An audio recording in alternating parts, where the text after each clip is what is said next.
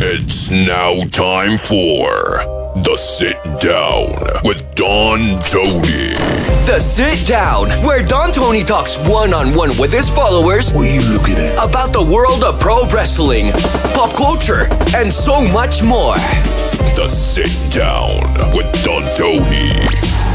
And now, your host, Don Tony.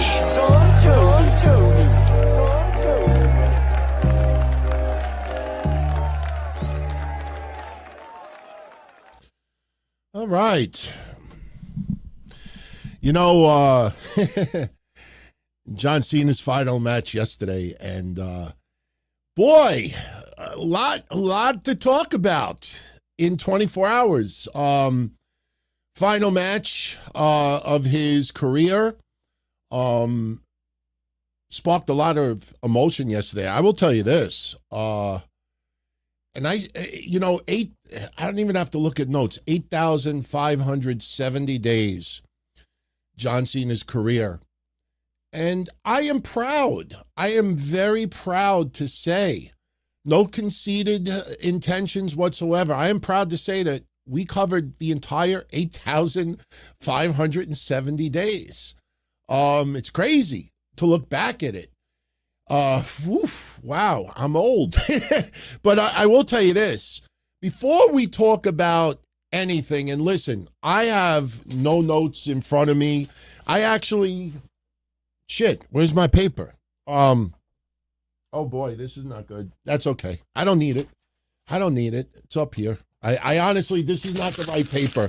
I would not be throwing it out if it was the right paper, but we don't need it. I'll say this before we get into anything else, and I mean this lightheartedly. He's not dead. You know what I mean? He's not dead. We will see him again. Netflix is already advertising him for the night after WrestleMania. He's an ambassador. I don't know why this was major news today that John Cena is expected to make more appearances. He signed a 5-year deal as an ambassador. That was never in doubt. I don't know why that was a big deal today, but I do want to open up with something that I just got to get off of my chest right away. Something that really annoyed the shit out of me on Wednesday, and we covered it right at the beginning of the news update, and I was surprised in how little attention it got until a couple of websites cut and paste the news, and then suddenly everybody talked about it. And listen, I'm still a supporter of The Observer. I still pay monthly. You could X, it's legit. I don't say it to be cocky. I don't get hand jobs or handouts or anything else. I will always be appreciative of what Dave did for some of my causes way back when. So overall, I support him and Brian, but I will call them out when deserving, and I will praise them when deserving. Man, what a awful report by Brian Alvarez a couple of days ago to say that John Cena's match against Gunther, as of that reporting, was going on first. And it made no sense whatsoever. I did a bad comparison, but I compared it to WrestleMania 3. The match itself wasn't spectacular, but the drama and the storyline and the emotions that built to that night. Imagine if that match went on first. I mean, it just doesn't make sense. People wanted to see. You want the whole night. You want people to build up that anticipation, that emotion, all the way to the end. And then you finally give it. And another thing is, this is common sense. It's not even news. But the fact that it was not going to be on NBC television was an immediate take that Peacock could go as long as they want. I don't know why people thought like John Cena has much time as he wants. They could do. It's common sense. It's not network television. Hello. That's why Goldberg's speech was cut off because it's network television, it's NBC, got to go off the air. Wasn't a scheduled sports broadcast where they prepare that a baseball game may go into extra innings, that a football game may go into overtime, that a basketball game may take a little bit longer. Because you got a minute left on the clock and the score is only 3 points difference and everybody calls timeouts like every 5 seconds. This was a program that had a time limit of 2 hours when Goldberg was on, and that was NBC. NBC was not a factor yesterday, so we knew that this could go as long as they wanted. But I will say this, I was shocked that Brian Alvarez, because Dave is usually, if we're honest, Dave is usually the one that gets the most criticism these days. But Brian Alvarez, I don't know who fed him this information. And please, Brian, just don't even say nothing else about it. Don't say the WWE heard the fans and they gave them what they wanted and they changed their mind and decided to make it go last. I mean, just obvious common sense. And even if somebody told you that, unless they work directly in creative, I would have immediately said, nah, man, that doesn't make sense. I'm not even going to put it on the show. What are you afraid of offending your contact? Brian, my contact tells me that the match will go on first. Well, thank you for that. I mean, if I tell you that WWE's selling a bridge in Stamford, Connecticut, are you going to just say it because somebody told you to? So John Cena goes on Pat McAfee, and I don't like plugging Pat McAfee all that much, but I wanted to share this just to throw it out there. And you're going first tomorrow? I heard you said that. Mm-hmm. That is Pizzagate, homie. What? What? I was on Jimmy Kimmel. I said I'm ending the show. I said I normally go to bed early, but I'm going to have to stay up late for this one. I guess people didn't read between the tea leaves. Like, we're last. And by the way, John Cena's final match is going last. Excuse me? Yeah, I don't know how the rumor started. I think there's I think some folks with credibility like to kick a hornet's nest every once in a while and get people chattering. And I understand we're in the age of information, so it's going to keep my attention. You're not last? Sure, that'll keep my attention for a few hot clicks. I don't even know how that started. It's difficult to conceptualize that. Again, I don't make the menu. And if I show up tomorrow and they want me to go on first, well, that's what I'm going to do. But we are last as this point. Okay, as you should be. Cannot wait for the entire show, available on Peak. All right, we've seen enough. We've heard enough. All right. Point given.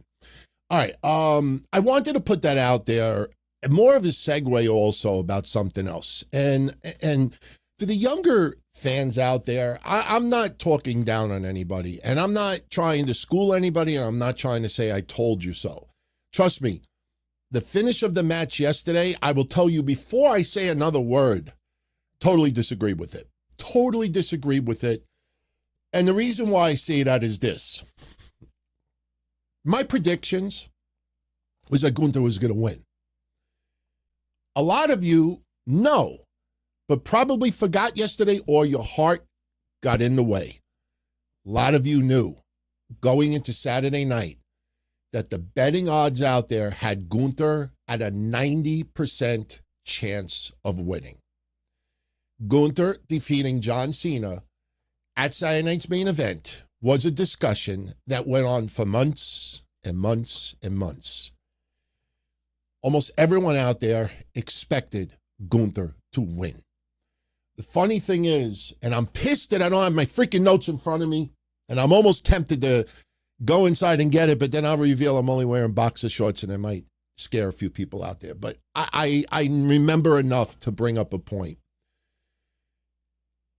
What a lot of you don't realize is that John Cena is quite different than Triple H when it came to his career. Now, as Triple H got older, he mellowed out a little bit. But one thing about John Cena, actually two things about John Cena that I have noticed over the years. Kev, God rest his soul, miss you. We have debated it for well over 15 years. I've always noticed that John Cena will go along with whatever. Of course, he's got creative input. Of course, he's got suggestions. Of course, he's got a persona that he's living up to. It's a message. It's inspiration for kids. But he has said for years and years and years, more than 10 years, 15 years, go look at all the interviews. You know, they want me to do this, I'll do this. They want me to fight this, I'll do this. You want me to do this, I'll do this. He's always been a team player, and here's a statistical fact. And I apologize, and on my notes in front of me, so I might be off by one match or two. I looked at John Cena's career over the last 8 years. Last 8 years, because, you know, he started to pull back a little bit around 2017. And some of the stats that I pulled up was pretty fascinating in my eyes. What I noticed is that in John Cena's final 20 matches, he was probably 12-7, almost 500. I'm talking singles matches. I'm talking singles matches for a reason. I'm going to get to it. There's a few matches above 500. One no contest, and that was against Sami Zayn. Over the last 7 years, he's had about 30 singles matches. And his record is a little over 500. He has lost quite a few matches over that time. But one statistic that I found fascinating, and no website, trust me, I did Google searches to make sure no one else picked up on this because I wanted to be the one to throw it out to you. John Cena in tag team matches for the last 8 years. You know how many matches he has lost? One. He's like 21-1. And you know the only match that he lost in tag team competition was when he was a heel and he teamed up with Logan Paul. What does that tell me? You look at John Cena's tag team partners over the last 8 years, he helped elevate. Well, some of these people didn't need elevation, but his wins were shared with Rey Mysterio, Dominic Mysterio, Bobby Lashley, Sheamus, Jey Uso, Cody Rhodes, CM Punk. Think CM Punk. CM Punk may not have been on that list. Actually, holy shit. My apologies. Hopefully the audio doesn't go out, but I do have my notes saved. If the audio goes out, I'll reset it. I will pay very close attention to it. I'll get the stats thrown out there as quickly as I can, and then we'll. I do have my notes in. I printed them, but I have them saved. Okay, now we can be specific. All right. Over the last 8 years, John Cena has had 30 singles matches. He is 17-12-1. 17 wins, 12 losses, 1 no contest. Well, the match against Sami Zayn, which I think was a draw. I'm not sure. All right. So you got that. In the last 8 years on pay-per-view, John Cena is 6-7. He's lost one match more than he has won. So there's no domination here for 8 years. Then I looked a little bit further. In his final 10 singles matches of his career this year, final 10 matches, he is 4-5-1. Obviously the match with Sami Zayn, but the tag team matches, he is 28-1. Did I say 21-1? He is 28-1 in tag matches over the last 8 years. 28-1. No one would even figure that statistic. And who did he team up with? Rey Mysterio, Sheamus, Bobby Lashley, Finn Balor, Cody Rhodes, R-Truth, LA Knight, Jey Uso, AJ Styles, Seth Rollins, Kevin Owens, Dominic Mysterio, Damian Priest, Matt Riddle, and if you want to include it, Becky Lynch and Nikki Bella. 28-1. Help elevating or bringing up just a little bit the people that he worked with. A lot of those wrestlers he defeated one-on-one. A A lot of those wrestlers he lost one-on-one. But understand that John Cena has been giving back. And listen, this is just because he retired, just because he had his last match, doesn't mean that I get uber emotional now and, I gotta, give him nothing but love because everybody's giving him love. I decided not to play the little AI montage that we shared on social media and for our channel members because I thought, that's for another night. But what does that tell you? That's a fascinating stat. Now, Triple H, it's another story. Didn't do all the research. He didn't deserve it for this episode. But think of those numbers the last 8 years. And right now, this is my honest take. This is my honest feeling about what I saw last night. I totally understand why Gunther won. It was my prediction since day one. It was a lot of your predictions since day one. It's just that because we got so caught up in the moment yesterday, you wanted the good guy to win the movie. You want him to finish it out, get the win. I don't think many people are as upset with him losing as how he lost. Because here's the thing. Shayna Baszler deserves so much fucking credit, and she's getting a lot of praise on social media. Oh, and by the way, we have to share a little David Otunga in a little bit. Grifter. John Cena grifter. Big time. Oh, trust me, we got live feed to share in a few. Not right now. Shayna Baszler was explaining to people the difference between tapping out and giving up. And there is a very, very huge difference from that. You're tapping out. I'm done. I'm at peace. I'm content. Okay, now I can move on. That's the vibe that I got yesterday. When I did the thumbnail for tonight's episode, by the way, Anthony Joseph Stewart, welcome to the family. When I watched that yesterday, what I kept looking at was John Cena's face.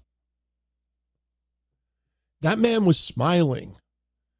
And this is going to sound like a ridiculously stupid analogy. It's going to look like a ridiculously dumb analogy. All right, I got to fix this. This is better. Okay, there you go. Obviously, the camera's turned to see it. Now, if anybody's going to say, oh, you're having a match with Gunther, you're getting choked out, why are you smiling? For 20 plus years, we have been watching John Cena talking during his matches, setting up moves. We know what he does. Nitpicking now, forget it. That's out the window. But I don't want to compare it to a death.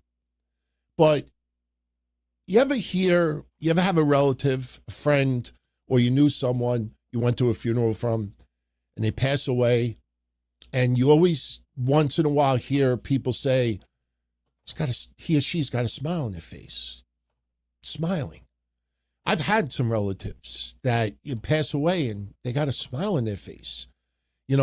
I have a family member that died many, many years ago that saw her mother, right before she died. She got out of her chair, saw her mother. And when she died, she had a smile on her face. It was like, I'm finally seeing mom again. This is not a death, obviously. But to me, that smile on his face was peace. Okay, I did enough in this match. I gave as much as I could.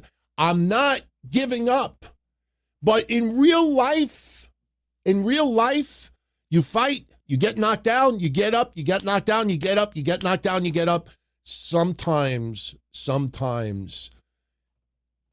you got to just tap. And that's what happened yesterday. So why do I still have a problem with it? Not because for 20 years, never give up.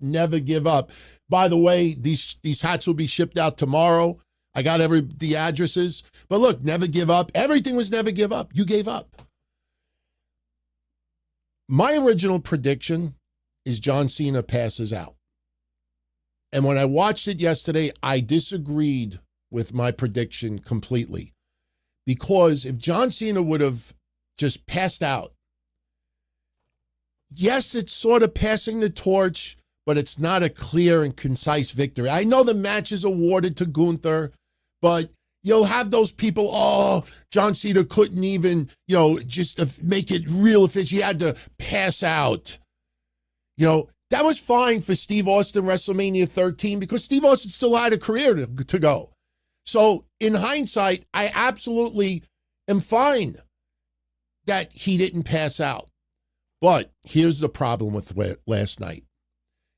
And this is a big problem that Triple H has. Let's be clear. Let's be clear. And I saw the super chat come in right before we went live. And I think it's a brilliant take. Police Squad says that the fans were chanting, "We want Vince" last night. I guess they forgot Vince had Kurt Angle job out to Baron Corbin in his retirement match. When I saw this about 15 minutes before we went live, I looked up WrestleMania 35 very quickly because I wanted to see how long that match went because I totally forgot. Kurt Angle versus Baron Corbin went 6 minutes. John Cena and Gunther went 23 minutes and 45 seconds. So you want Vince back? Remember what Vince did to Kurt Angle. That's an excellent take. That's an excellent take. But here's the problem that Triple H is not understanding. Thank you very much for that, Police Squad. He learned nothing from Jey Uso versus Gunther. He hurt Jey Uso. When Gunther tapped out, in Triple H's creative mind, the fans will troll the heel. You tapped out. You tapped out. Stop it. Silence. You tapped out. Don't want to hear that.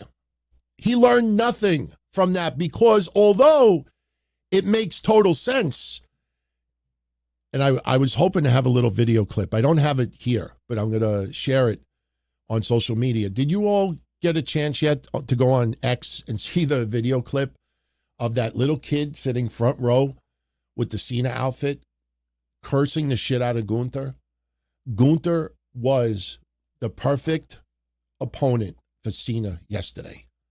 Not Joe Hendry, like some people had said. Not others. Randy Orton would have been fine for me. But John Cena versus Gunther was absolutely the right choice because Gunther was going to not only just sell big for this guy, but he is the quintessential heel, the bad guy. If you want to get that kind of heat, you do it to him. Problem with Jey Uso is that nobody wanted to see Gunther tapping out to Jey Uso. It pissed people off. It hurt Jey Uso. And what does Triple H do? He does the tap out again. So if any of you out there that think I'm contradicting myself, here's my point. And I purposely wrote this sentence because I didn't want to forget it. Fans are not thinking that deep right now. As the years go by, you will be reminded that John Cena for 15 years, 10 years has been talking about giving back, helping it, putting wrestling better than the way it was, helping the stars of tomorrow.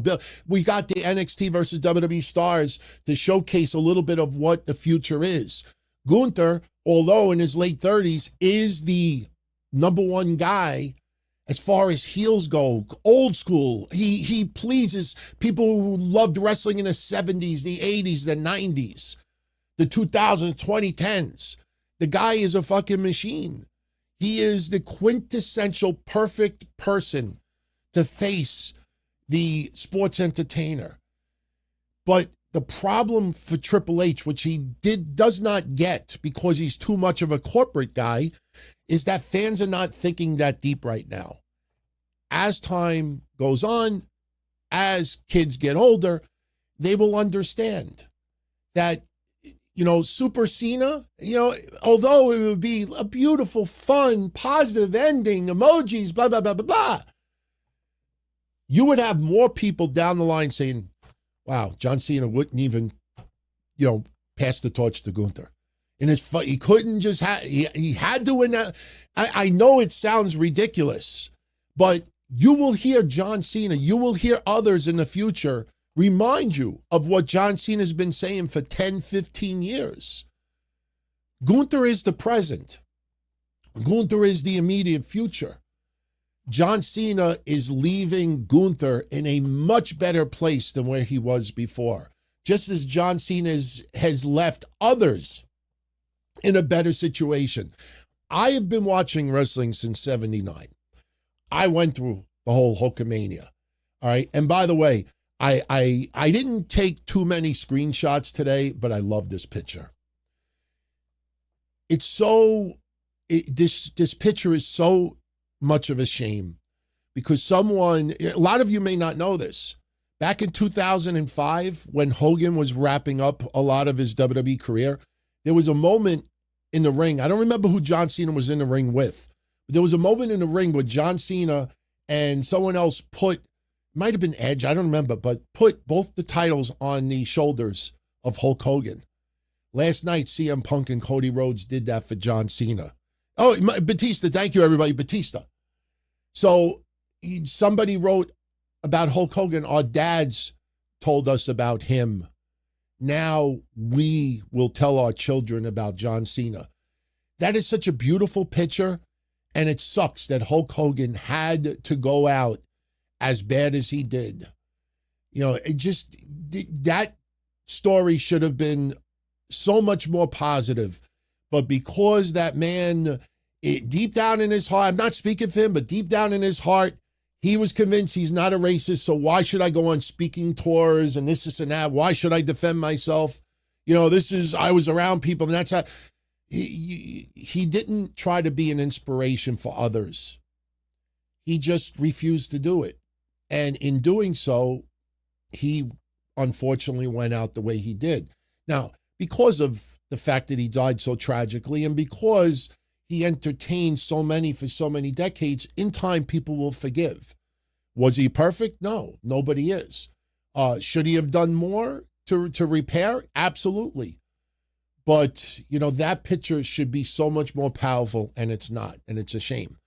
But here's the thing, getting to Triple H again.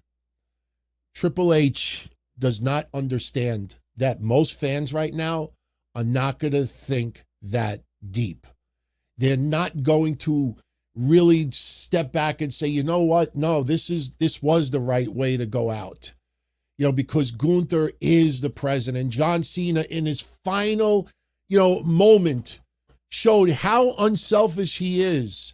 You got some people online saying, oh, John Cena, when he tapped out, the reason why he was smiling is because he was probably saying to himself, oh, yeah, look, in my last match, I got a fucking job out because Triple H, wants me to job out. Okay, Merlins, or whatever your fucking psychics are. Miss Cleo, Mr. Cleo's out there. Shut up.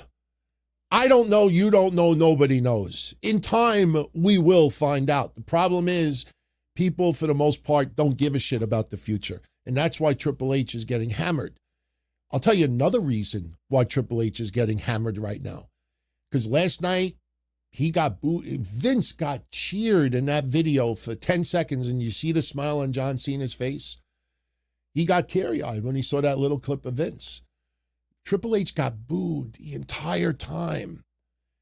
And even afterwards on the post-show, the fans are chanting, you fucked up, AEW.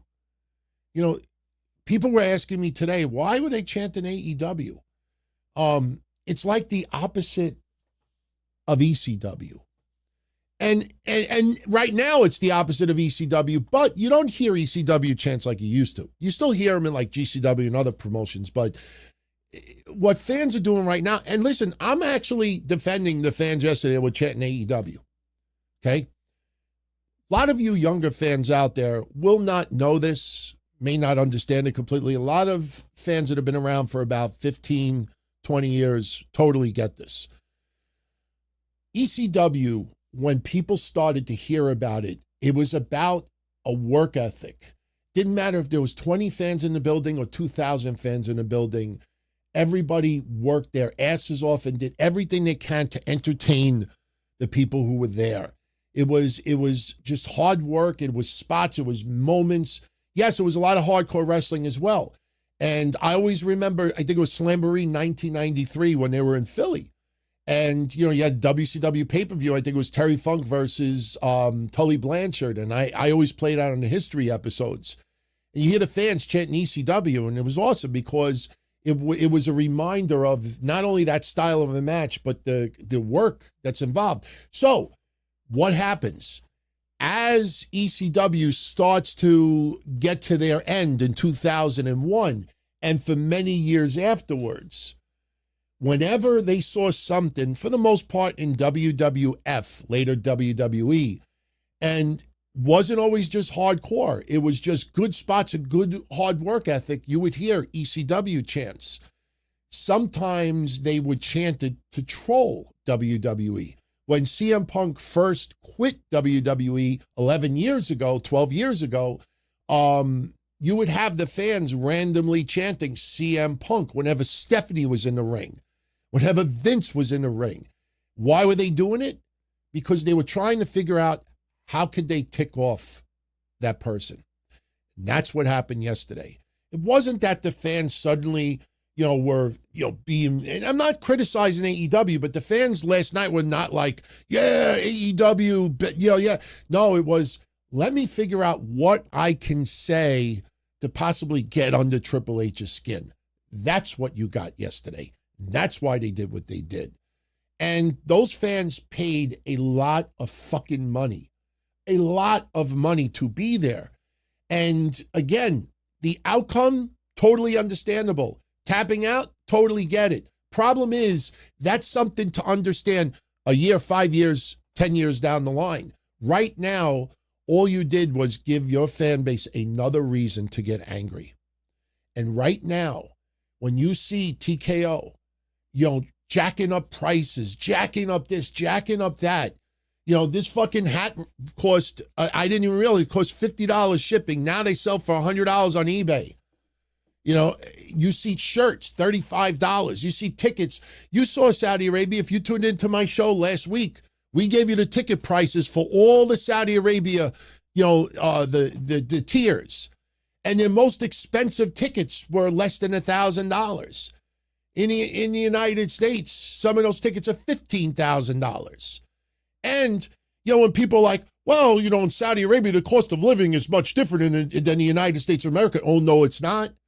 I think the average salary in the United States of America is about $40,000, give or take a little bit. And that's based on people who are only making minimum wage. People are making hundreds of thousands of dollars. You got to average it out somewhere. In Saudi Arabia, depending on what part of the country you live in, the average salary is between 30 and 40 something thousand. It's not that far less than WWE. So why is the United States ticket prices 10 times, 15 times the amount that is in Saudi Arabia? Why is that? So again, Saudi Arabia, it's different because WWE gets paid by events, but it's not just Saudi Arabia. You look at other countries. We've brought it up. We've gone into ticket prices in Australia and the United Kingdom and Mexico and others. So you got fans pissed off at TKO right now. And I made a prediction about a week ago, and I was surprised at how many people I could actually see that. I feel like right now, WWE and TKO is like, you know what? Let's fucking bang it out and get as much money as we possibly can in the next 3 to 5 years. And then we fucking sell this company to Saudi Arabia. I honestly think that's what's going on. Because you're hearing, retirement tour for this person, retirement tour for this, but this, and that, going this, and that. I know WWE has the stars of tomorrow, the Obafemis, the Saul Rukas, the Javon Evans, and everybody else that's in that company. But the thing is, it certainly feels like let's bang out, let's get whatever we can for the next 3 to 5 years. And let's sell this fucking company before Netflix maybe pulls out after 5 years, maybe when things start declining. There's obviously a ceiling that has to be hit because with the economy the way it is, I don't know how long you can go to jack that kind of ticket prices, and people still wanting to pay it. So why am I saying all of this? Because in the middle of everything going on last night, now remember the time, it was the Saturday night's main event went off the air about 10:30 Eastern. Less than an hour later, in the midst of Triple H getting hammered, all sides, Triple H puts out this tweet that I guarantee a lot of you have not seen yet. Triple H says, and I quote, "Thank you, Capital One Arena.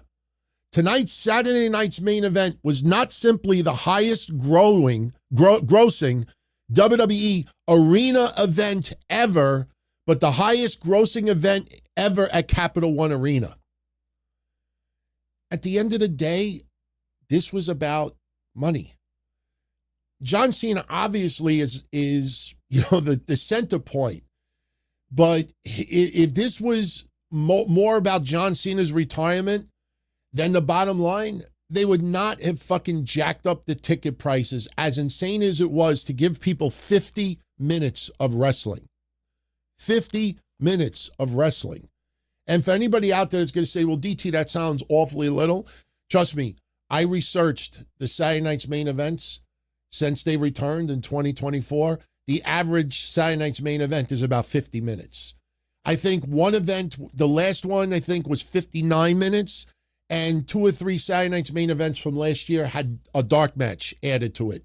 But the main card was about 50 minutes, 52 minutes. Last night was right on point of what they usually give with a Saturday night's main event. People paid an insane amount of money for John Cena's retirement, and absolutely John Cena's retirement should be a more premium price.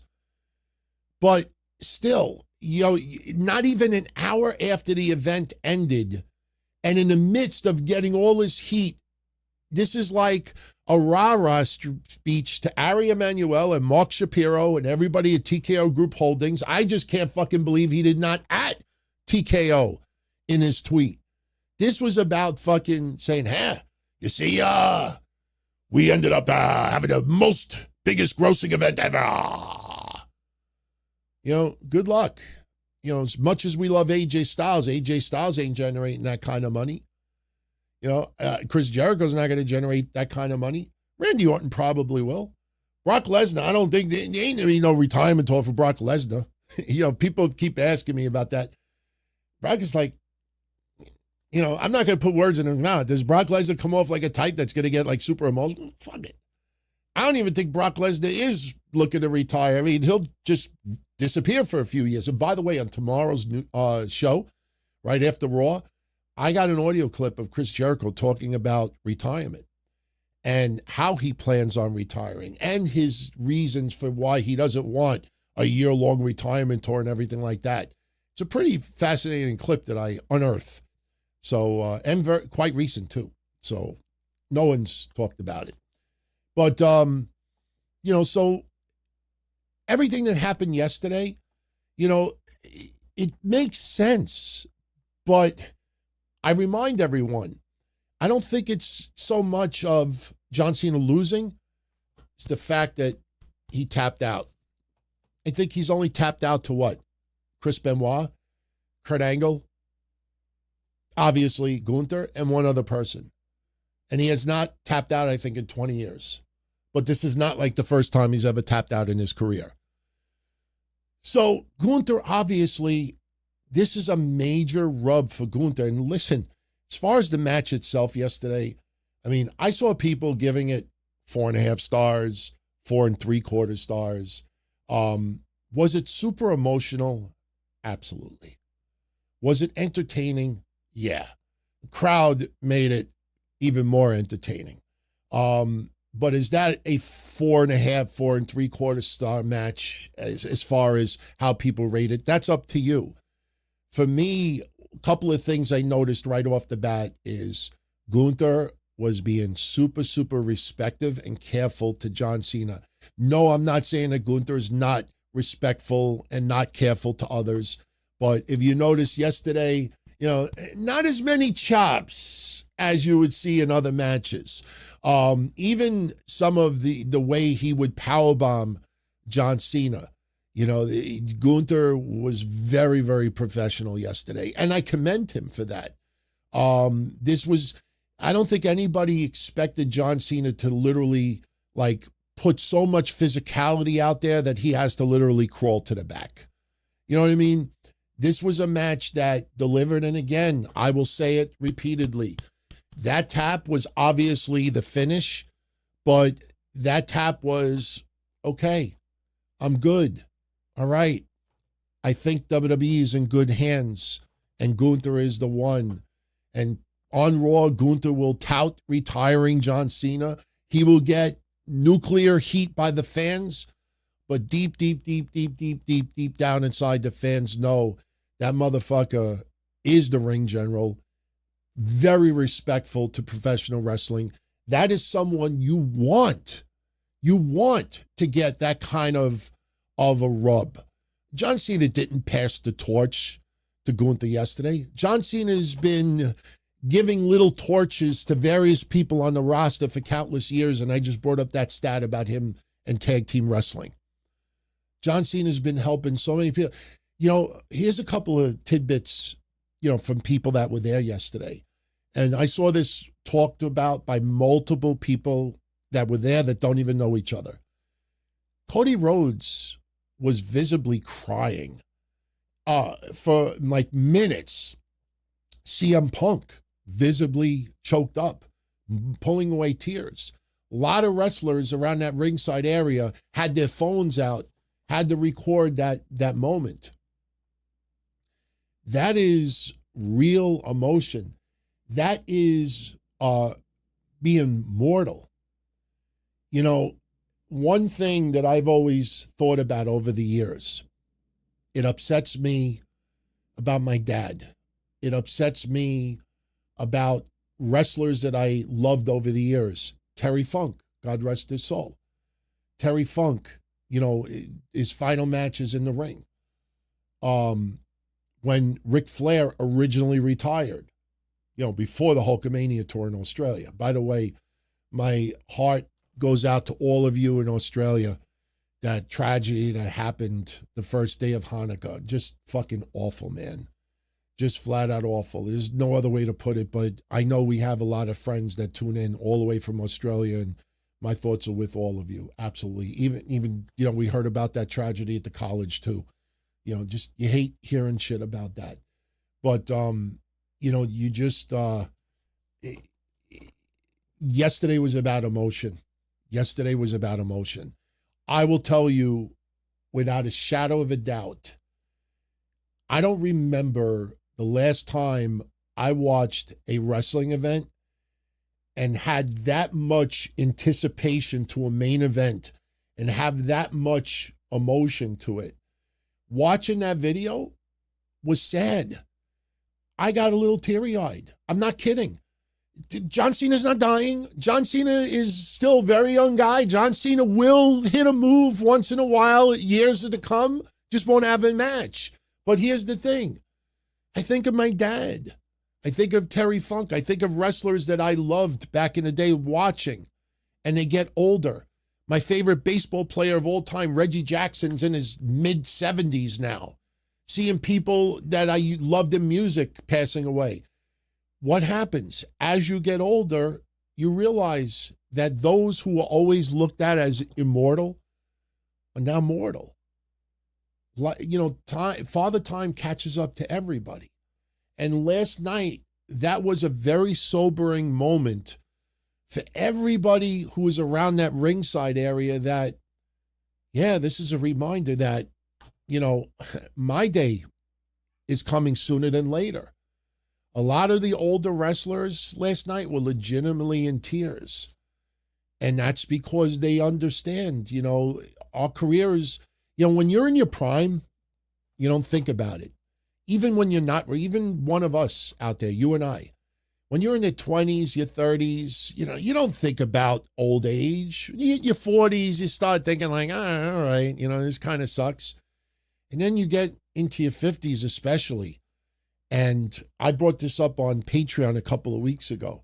When you get into your 50s, a lot of the people that you watched when you were a teenager are now, 30 years older, 35 years older. So somebody that you watched on TV that might have been 30 years old at the time is now 65. And maybe when you were even 20 years old, your favorite sports personalities who were 25 or 30 years old in their prime at that time are now 65 and 70. You got family members, grandparents pass away, people in music pass away, anybody you idolize. You grew up and, like I grew up in the 80s, I'm obviously born much earlier than that, but I grew up in the 80s watching TV, and I was reminded, not too long ago, I was like, fuck, man. You watch like Family Ties, and then you see like how awful Michael J. Fox looks, and you see, the other cast members, and you're like, oh my God. Like how many, it's just unbelievable. So last night was a sobering reminder for a lot of those wrestlers that, yeah, you got to really, really appreciate the time that you have, because it catches up to you before you know it. And sometimes you don't get to plan your retirement. Sometimes you don't get a year-long tour, even if it was handed to you. Sometimes an injury could come tomorrow, and that's it. You don't truly know. And some wrestlers, AJ Styles and others, want to get out on their own terms because they not really overstaying their welcome. But, it gets to a point like, I don't want my career to end because I'm embarrassing myself, or I'm just getting too injury prone. And, the next major injury, it's going to just abruptly end. So I want to have closure. I want to have, and that's the thing with Gunther yesterday. I think closure is the perfect way to explain the finish of that match. In time, people will understand that John Cena tapping out and not passing out because he never gives up. You won't get closure that way. You won't get closure that way. And this was a definitive outcome of a match. Very unpopular, and I disagree with it because of the moment. The moment. It will subside as time goes on, and as time goes on and Gunther becomes even more legendary, people will in unison say that was the right person and that was the right outcome. No disrespect intended to Baron Corbin. No disrespect intended to Baron Corbin. But you look at Kurt Angle's retirement, you look at John Cena's retirement, and then you realize why this was the right decision. Gunther winning, that was 90% odds of him winning that match. You go on social media today, you get 90% of people out there that are angry that John Cena lost. We all pretty much had a feeling. It was spelled out. The predictions yesterday, the odds, everything happened the way it did, except for Cody Rhodes and Obafemi. That ended up in a disqualification because Drew McIntyre hits the ring. It's Saturday night's main event. You do get finishes like that. I'm not justifying it. I will tell you, in Obafemi, you sort of whites of those eyes. Fucking scares the shit out of you. Obafemi maybe getting a little bit of a rub from Drew McIntyre in the near future. I think people want to see that. Plant seeds. But, Cody Rhodes obviously was okay despite the cut to his ear. But Obafemi, guy's a beast, man. If you heard my history episode, it was episode 48. We talked about the NIL program. When you heard Michael Cole bring up yesterday about Obafemi signed 3 years ago, and it was through the NIL program, he was a football player in college. We covered that. It was him and I think Tank Ledger. I think those were the only two from the NIL program between 2021 and 2023 that ended up making it in wrestling. They signed between 30 and 40 people And they didn't, I don't think they signed anybody in 2022, but they signed like 30 to 40 people between 2021 and 2023, and only 2 made it. Obafemi, and I think it was Tank Ledger. So Obafemi, he has picked up on wrestling. He had no independent wrestling career before this. The guy is a beast. And, people were talking about Obafemi last night when the fans were chanting, Oba. I mean, we've heard it before if you follow him. But people were comparing it to Brock Lesnar.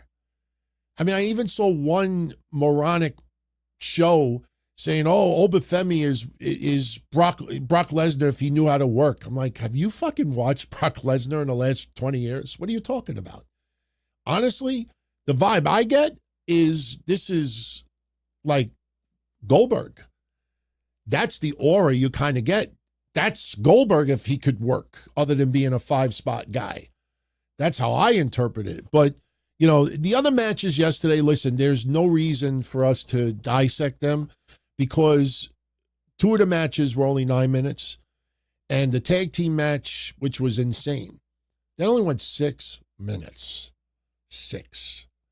Obafemi and Cody Rhodes obviously went, they say no contest, but technically Obafemi won by disqualification, even though I don't think they'll use that in the record books.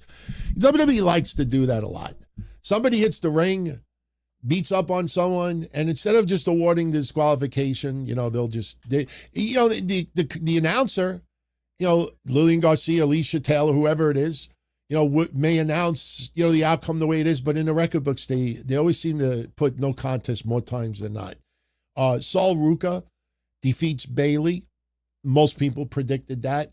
Sol Ruca is a monster, man. And Bayley bumped the shit out of herself for Sol. She sold things, made Sol Ruca. Sol Ruca reminds me of Michelle McCool. Just the visual of her. But you could see it's like Michelle McCool meets Charlotte Flair, sort of, if you get my vibe. But Sol Ruca, obviously WWE. I mean, if you look at NXT right now, obviously Jordan Grace, is going to be a main roster monster. Lola Vice has definitely got an amazing future. Kalani Jordan. I mean, there's numerous women. I mean, my God, we could probably list 15. But I think Sol Ruca is quickly going to the top. You could see Sol Ruca, WWE is kind of like positioning her to be one of the first to get to the next level.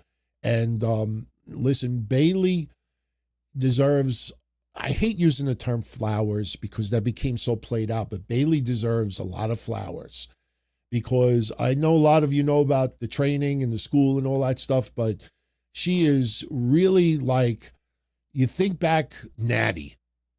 And Natty definitely still helps the women.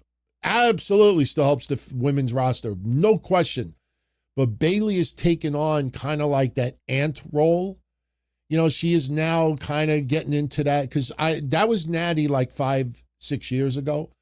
And Natty a little bit older, kind of like the aunt of the women's division. Bayley is now taking that role. And she is helping. You give credit for Becky Lynch, whether people like it or not. Becky Lynch did so much to try to help Indy Hartwell, help Tiffany Stratton, and help others. It wasn't, I got to win the NXT championship because I just need a title. And it just boosts my resume. No, she helped bring some women along the way. The New Day went to NXT, won the tag titles for a little while, and then they lost it, I think, to Fraxium, I think they did. I don't remember who they lost it to, but they didn't go there because, they were trying to help give a little push, a little elevation for a tag team. So you see Bayley doing that now. And that's probably part of the reason why they have moved away from this. People hate when I say the bipolar, just that multiple personality disorder thing, because she's doing so much good that's getting recognized right now. It's like, it's not easy to have that kind of character on TV. And then in the meantime, she's doing all this other stuff. Unless we see a training video where she's in the school and she's helping all these women. It's like, you stupid idiot. What are you doing? But she don't do that. She helps. AJ Styles and Dragon Lee retain the tag titles over Javon Evans and Leon Slater. Just give me Leon Slater and Javon Evans for NXT Stand and Deliver. Thank you. Still, I know I've said it 10 times this year, but will not forgive TNA for doing that ridiculous outcome with Dark State interfering in their match. That was match of the year candidate that got flushed down the toilet. They got flushed. That's like you have an amazing sex and then all of a sudden the fucking doorbell rings. And you don't answer the door and it just keeps ringing. And then your phone rings and it's your mom. She's like, I'm at the door, open the door. And that's it, it's ruined. It's ruined, it's done. That's kind of what Dark State was. Dark State, you kind of like on OnlyFans or Pornhub, and you're getting into the moment, you got a little bit of private time, and then all of a sudden the blue screen of death pops up. Or, an advertisement for Nutrisystem, and you see some fatty on your screen, unless that kind of floats your boat. Or even worse, if you're straight, and if you're not. So, I don't even know how we got on that. So, Sol Ruka and Bailey went 9 minutes, 20 seconds. Cody and Obafemi, 9 minutes, 10 seconds. AJ Styles, Dragon Lee, Javon Evans, Leon Slater went 6.5 minutes. And then Gunther, John Cena, 23 minutes, 45 seconds. Any other points I want to make? Okay, a couple other things. I loved, and I could exit my notes.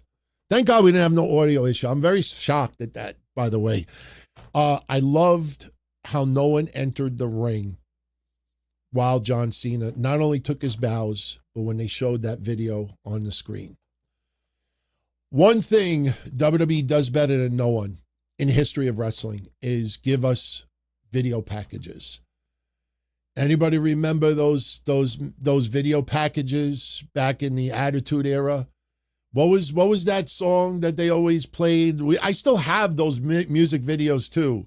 Someone in the chat will remember. It's not I Survive. What's that song that they would always do with those music packages? It was just like I played the theme song on a DTKC episode once, and Kev halfway through was like, "Could you shut that shit off?" My Sacrifice. Thank you, franchise. Any of you out there that are younger that never saw those My Sacrifice videos? Powerful, powerful stuff. This song is played out now. But during the Attitude Era, and then even in the 2000s, when you got those My Sacrifice videos, that at that time is what we get now. WWE does it better than nobody. Better than anybody, I should say. Better than nobody. Better than anybody. That was a tremendous package yesterday, and it was very emotional. And I'm happy that Vince got a few seconds. Listen, I don't know truly what happened with him and Janelle Grant. My gut feeling is that, listen, I'm not comparing it to P. Diddy. I'm not comparing it to Puff, to any of that. But it reminds me of like a bad, like BET meets Lifetime. It's like one of those movies that, it feels like, an old man who is a billionaire finally found his freak. And, I don't know if she was willing or not. I don't know the truth. He's a dirty old man. I would not want him to be my father. But, we don't know. And John Cena is still very, very close with him. I personally think we're going to find out that Vince was there yesterday, or Vince met up with John Cena afterwards. The only reason why I think, if you say to me why that may not have happened, is because John Cena's wife was there. I'm not saying that John Cena's wife dislikes Vince or likes, I have no idea. And this is not a case where Vince, John Cena was with his wife. And, there's always a time for Vince and John Cena to have dinner and reminisce. But it was nice to see that and to see the emotion from John Cena too. I kind of wish that it was just the audio part, because they used very old footage of Vince, but they did that a few times. And, again, Triple H getting booed out of the building. It wasn't just the tap. It's the overall scope of things in WWE. It's the finances. It just, you're realizing that Triple H is a corporate guy. He's not a corporate sellout. He's not much different than Vince. Just he keeps his pee-pee in his pants. As far as we hear, he is an absolute role model to his kids. He's a loving, respectful, loyal husband. Loves professional wrestling. But at the end of the day, it's about the bottom dollar.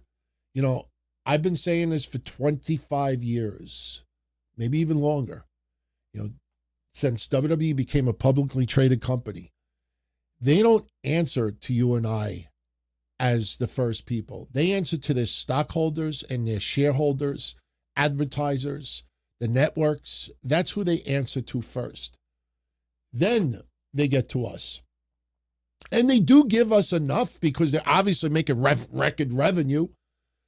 But when you see a tweet like I showed you earlier, the reason why that pisses me off and the reason why that pisses off a lot of people is because the Capital One Arena seats like 19,000 people. The only way you become the highest grossing event ever in that building is if you charge the most money. Plain and simple. Capital One Arena has been sold out before. When you tout this, people realize, the reason why you're highest growing is because you charge the most money. But when you give people a bullshit outcome, especially people who are paying top dollar for this, again, in the future, it'll all make sense. Well, you got to think about now more than anything else. And for anybody that's going to ask me, and we'll get into your questions and we'll move on, I'll say this in closing. I am convinced that it was John Cena's absolute decision for Gunther to go over on this. And I don't think he had any issues whatsoever how he lost. You know why? Because of the stats I told you a little while ago. John Cena, I'm not, there was time that I absolutely was not a fan. I became a fan of John Cena. I was a fan of Thugonomics. But Super Cena, and I loved the Super Cena chant yesterday because the fans wanted that outcome. They wanted the beauty. I saw some people yesterday. Saying, and people who have pretty big fucking shows out there saying, oh, this was Rocky 2. Rocky Balboa wouldn't have tapped out. And go search on social media, look up Rocky 2 John Cena, and you'll see the people I'm talking about. When I read that, I was like, if I remember correctly, Rocky Balboa in Rocky 2 was about 32 years old. John Cena is much older. And plus, Rocky, he was going to retire. You can't win, Rock. That's like my Vince McMahon Mickey impersonation. He couldn't see and everything. But what happened? He won, and then you got Rocky 3, and then you had Clubber Lang, and, you had everything like that. You can't compare Rocky 2 to John Cena. John Cena is fucking retiring. Rocky Balboa in 1982 was not retiring. If you want to compare it to anything, if you want to use the Rocky reference, you got to use like Rocky 6 or Rocky 5. Wasn't it Rocky 5 Rocky 6, I think he lost by decision to Mason Dixon. So like, and there's been an alternate ending of it as well, but you want to compare it to that, but I don't even compare it to that because Rocky Balboa in that movie was like 60. You can't compare John Cena to Rocky Balboa because John Cena has been telling us for 15 years how he does things. Problem is, we didn't pay attention, or we didn't want to hear it, or we didn't believe him. That's why. And, listen, I watched the interviews he did with Joe Rogan, with Chris Van Vliet, and with, who's the other guy? I can't remember. Man, I feel bad. Someone in the chat will bail me out. 3 totally different interviews. Joe Rogan, John Cena suddenly curses up a storm. Couldn't stop throwing F-bombs everywhere. And very, very, very open. The painkiller story, I still, I'm like, yeah, it's kind of amazing. What was the one that, Tom Rinaldi, thank you very much, Eric. Tom Rinaldi's was a nice balance of the two, but it was very, very professional. Very professional, because John Cena knew he was talking to a legitimate sports guy, and this was going to go across ESPN. By the way, look at all the love outside the wrestling world. They're not doing it like, yeah, this is good PR. No, that's how much John Cena, has resonated outside. But I also think John Cena in the future definitely has a future in politics. That fucking interview with Chris Van Vliet, I loved it. I thought it was fun. I mean, but man, did he give some political answer? What was the favorite moment of your career? When I went to Saudi Arabia with CM Punk. CM Punk totally changed and this and that. You're running for office, man. You're fucking, and you have to kind of be that. I mean, we kind of understand it, but at John Cena's core, there's no doubt about it. That guy truly gives back. Maybe he's a selfish guy in other ways that we don't see, but he truly wants to give back, whether it's kids, people in wrestling. And it's kind of amazing years later to see some people in wrestling you always thought hated John Cena or hated the gimmick or thought he was a fraud or thought this was all just bullshit. And then at the end of the day, you realize, wow, like from CM Punk does, wow. They always believed in this guy and saw it. I don't think it's just good PR and, just going along with the program because everybody has got that vibe right now. You could feel the authenticity there. So, I'll say this last thing in closing. I can't remember the last time that for 2 hours or an hour and 45 minutes, I was anticipating, just thinking about the main event, getting emotional, just really, really invested in it. And I honestly can't remember. I don't even think I felt that way with Ric Flair at WrestleMania. We knew that he was going to lose. I'm sorry, I love you. But not Shawn Michaels. Even other matches. I can't remember the last time that I had this much, attention to a main event. As far as emotions go, there were other main events I couldn't fucking wait to see. But this felt different yesterday. And that's why I got so angry when I heard that report Wednesday that Brian Alvarez is reporting that the match is going to go on first. I mean, there's two things I don't like about him. Number one, when you plug your YouTube channel, look at the fucking camera. Look at the people that you're asking to, if you like what we do, hit the like button, subscribe, tune in you ever see that with him? If you like what we do, hit the subscribe button, hit the like. Look at you fucking people. It's just an opinion. I'm saying it lightheartedly.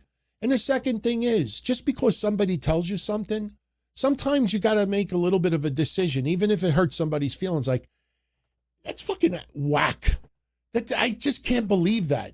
And if it ends up going first, you don't go like post-wrestling, I was told this 10 days ago and I chose not to put it out there because I didn't verify it or didn't think it was the right thing to do.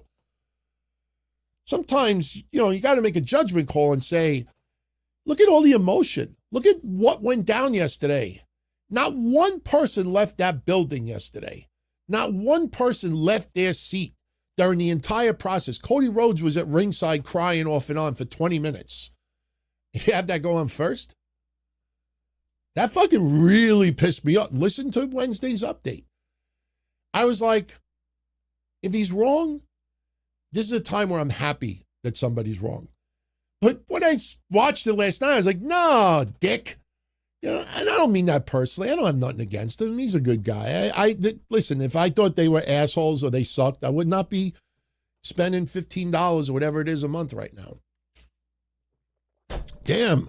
I opened up my zero sugar 7-Up. Didn't even take a sip. You think Cody gets the year retirement thing? I think so. Does Roman Reigns get the year retirement? I don't know. I don't think he works enough dates for that. Who's the next person to get the year retirement? Randy Orton, probably, right? And even Randy Orton, you saw that video. Wasn't he in Hollywood or something yesterday? He was walking.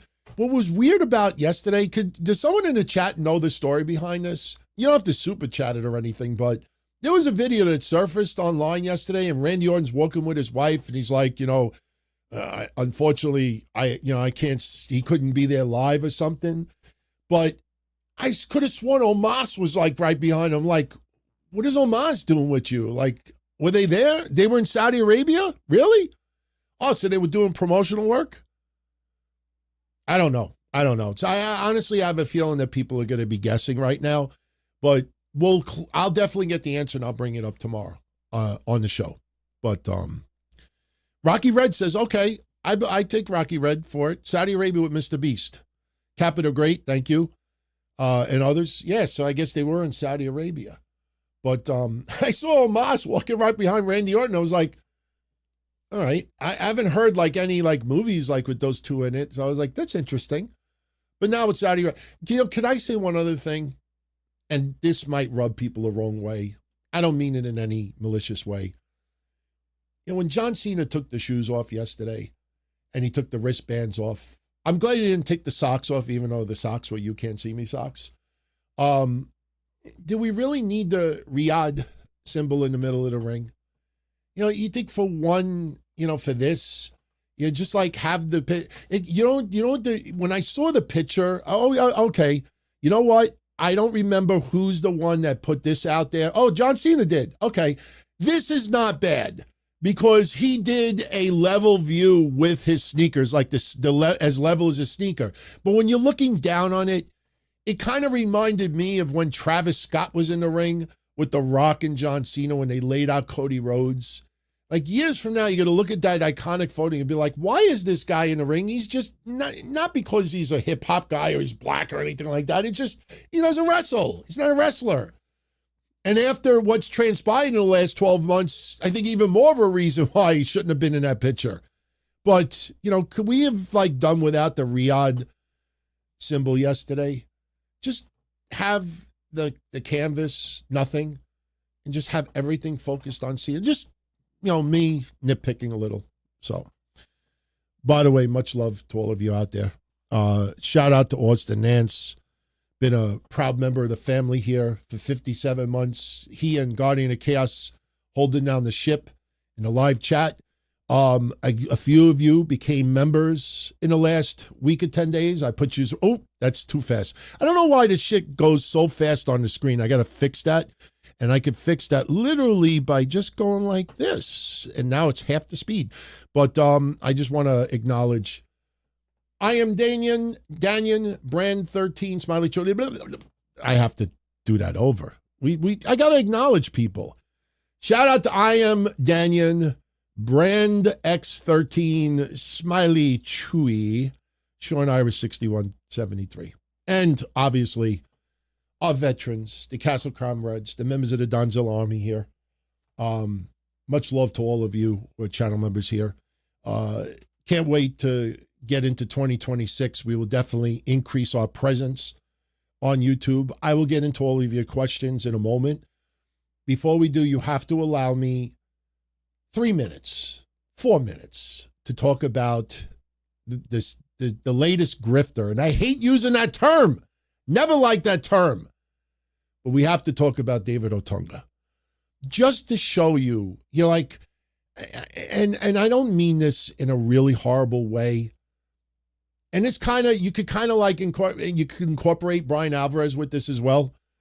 But if something looks like shit, and it smells like shit, and it tastes like shit, it might be shit. Now, I'm not saying that David Otunga is shit, but when this guy came out of the woodwork, out of nowhere, and we saw, some of his posts, again, I said early on, it felt like, I want to be the next Maven, the next person I'm busted open. Like you could see that that's kind of where it was going.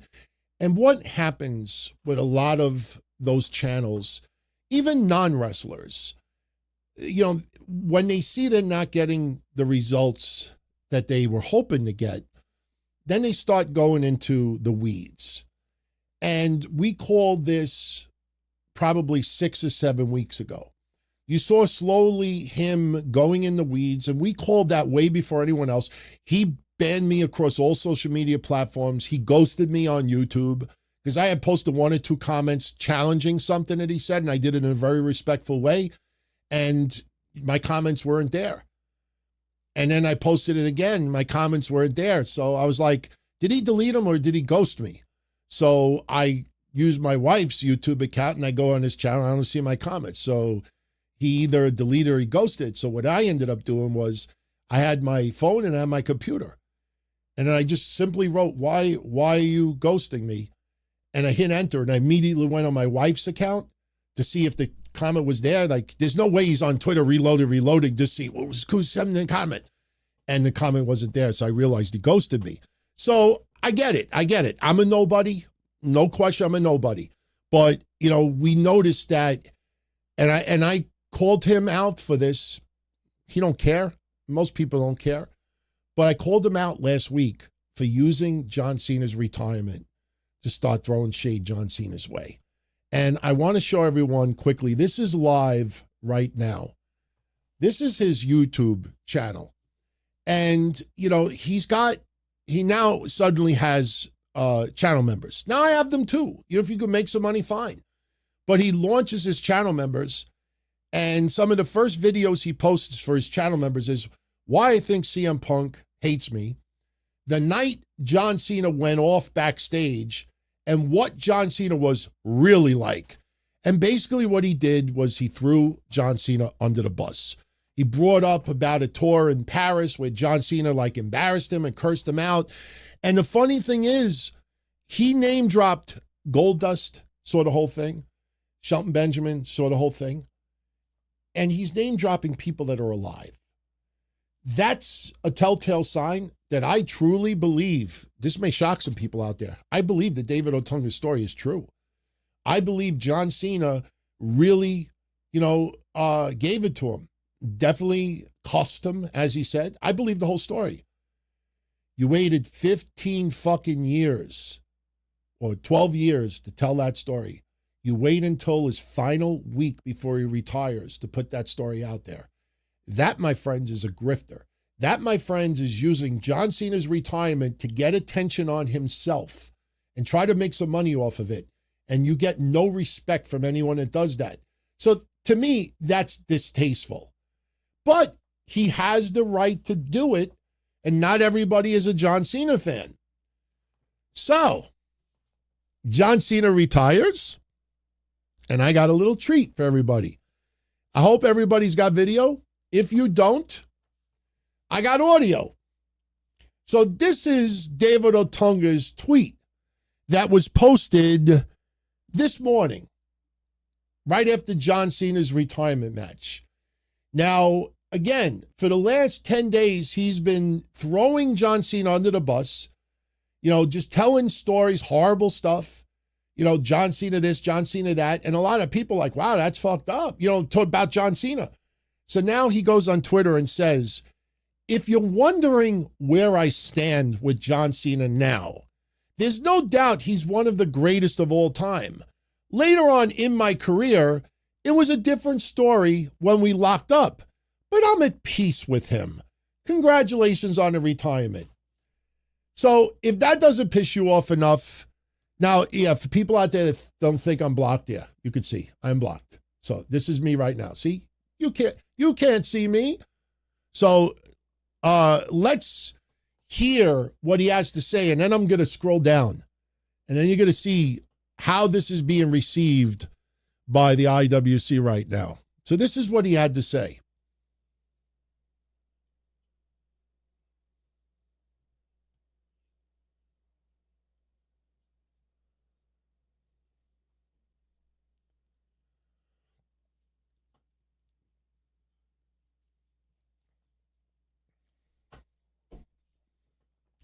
You're honored. You're cool with him.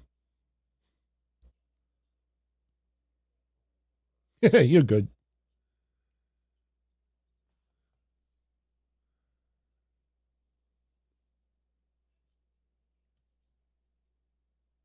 Unfucking believable.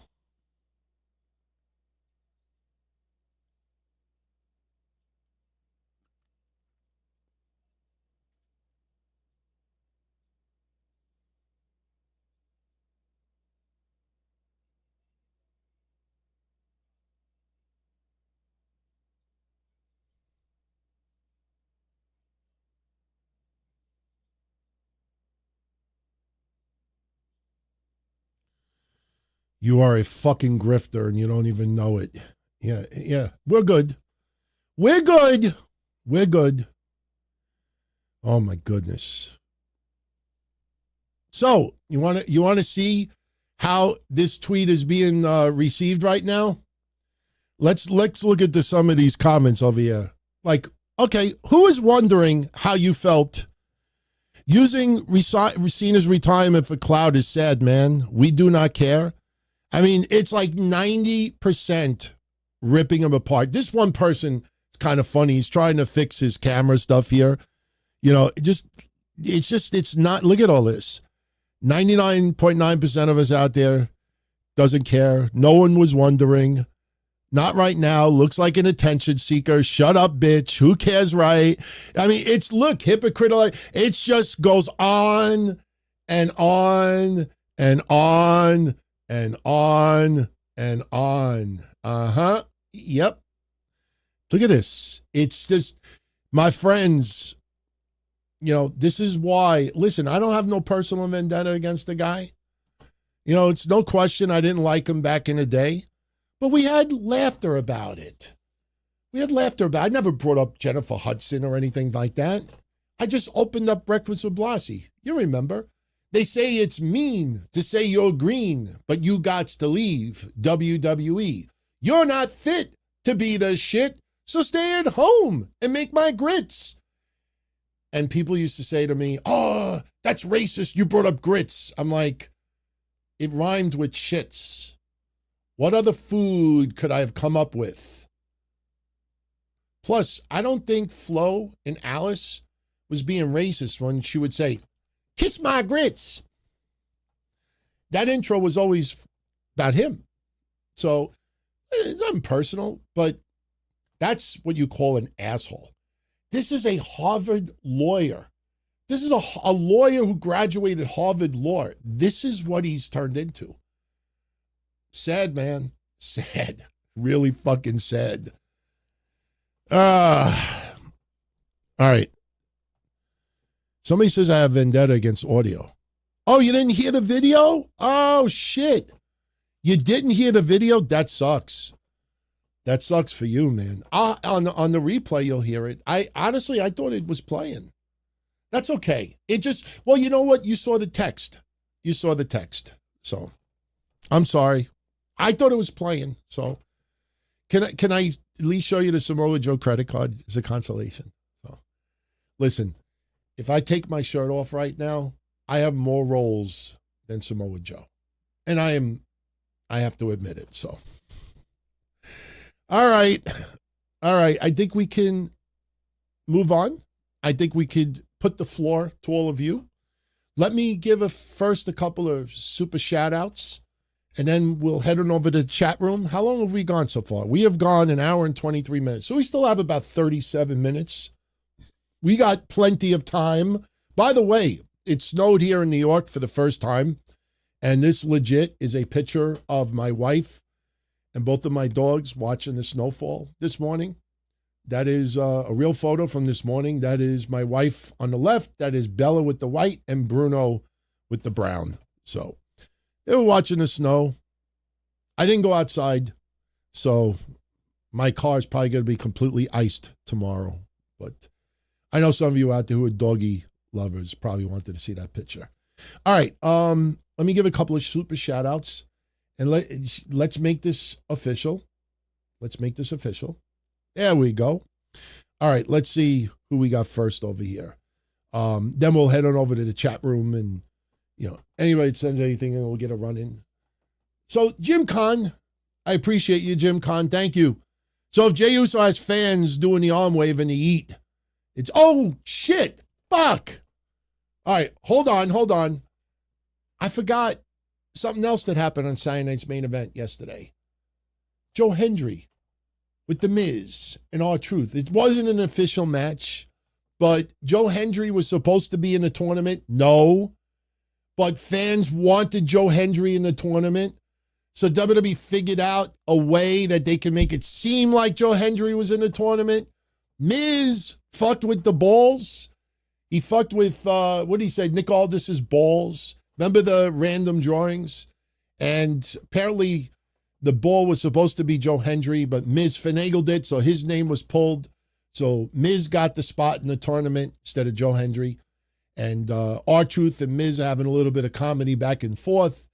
And Joe Hendry comes in, hits the ring, and, it kind of felt like a WrestleMania, like a segment where you just have like a 2-minute breather, like everybody goes to do pee or go gets a pretzel or something. Like, it wasn't a bad segment, but that was kind of like, all right, get everybody, relax a little bit. We just saw an awesome tag match. And before we get to the main event, we can't do intermission. So we'll do that. Let me tell you something. You hear 10 of the 19,000 fans doing Joe Hendry's theme, you know how popular that guy is. And it's cool to see Joe Hendry getting this love. Just like it is to see Mr. Iguana and others, because these are people that, you would think, okay, as Joe, and I've always said this, as popular as Joe Hendry has been in TNA, he hasn't been a ratings draw. I mean, up until last year, there's been obviously huge fan following, and it resonated outside of wrestling, but it could have been so much bigger. But because of the TNA machine or lack thereof, Joe Hendry was kind of like in a bubble. I brought it up yesterday, and I'll get to your questions right now, but I wanted to just say one thing very quickly. A couple of days ago was the 1-year anniversary of Carlos Silva becoming president of TNA. You think back a year ago, Scott D'Amore let go. Wrestlers in TNA, anonymous letter, rehire Scott D'Amore. We want Scott D'Amore, blah, blah, blah. We're unhappy, this and that. And I said this a year ago. I said, I think Scott D'Amore is a great guy. I think he's a great asset in wrestling. But if we're being honest, TNA's been stuck in the mud for several years, maybe even longer than that. You didn't see much growth, and you can't blame it on COVID. Scott D'Amore, you wonder, where would TNA be right now if Scott D'Amore was still in charge? Would we have had that NXT, WWE, commingling? Would we have what we have now? I don't think so. And I think Scott D'Amore was more of old school, that, we do a little business, but, remember how one-sided the AEW stuff was. Look, remember how one-sided that was? So you see Carlos Silva in 1 year, and he's not the only one that deserves the credit. All the wrestlers deserve the credit. The people that work behind the scenes, just everybody in that company deserves the credit. But what a difference a year makes. Amazing to see how much that company has grown in 1 year, to see the kind of turnout. Now, unfortunately, lately, they've had a couple of strange decisions, nothing against Frankie Kazarian. Don't call me the future, call me the present. But what they did with Mike Santana is still kind of, it would have made more sense if he failed the wellness program, which I don't even think they have.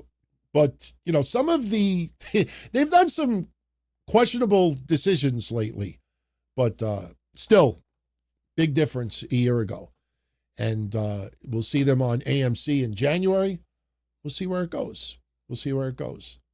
All right, now we can get into everybody. I don't know how I remembered Joe Hendry with your comment, Jim, yesterday when you were doing this. That's why. The one thing you don't want to do, if you're out of shape, especially if you have not worked out with your arms lately. The last thing you want is Joe Hendry and Jey Uso on the same card, especially back-to-back. The last thing you want to be doing is doing this and then suddenly doing this.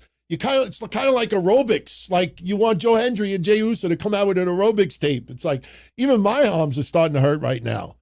Like I wouldn't mind this if there was like a girl. I'm sorry for using your hat, but I know that's distasteful. Jim says, so Jey Uso has fans do the arm wave and yeet. It's manufactured, but Brian's fans do the yes and it's organic.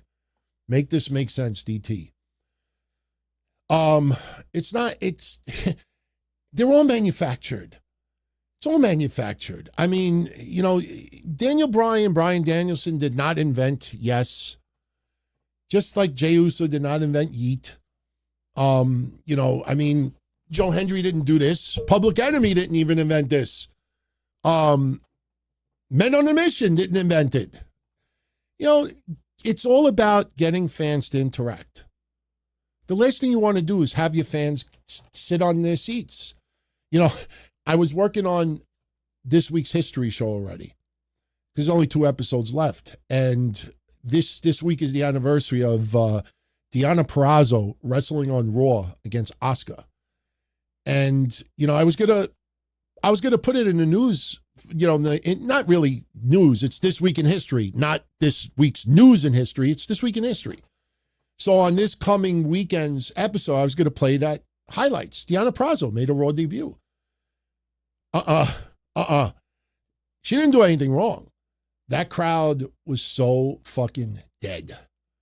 It was just like, you kind of wish it was a COVID era. You could blame it on that, but it was 2019, I think. The crowd was dead. And it wasn't just because she was an unknown. She was doing stuff in NXT. But the thing is that I'm not comparing Deonna Purrazzo 2019 Raw to Jey Uso or Joe Hendry. My point is, you want to get the fans interactive. And when you get the fans interactive and they have fun, and they're having fun involved in what you do, it kind of like helps enhance, your overall, I don't want to say career, your overall presentation. You might be entertaining. You might cut a promo and catchphrases and everything. But what happens if you come out with just a match and you don't have any speaking segment that week? If you can't get the fans energetic and, up out of their seats, sometimes you got to do something a little bit extra. Now, did Daniel Bryan need this? No, but it became legendary because of it. And the fans still love doing it. You have Jey Uso. The fans love doing that. Listen, when I used to go to baseball games in the 80s, they would do the wave. Everybody gets up, yay. I didn't get up.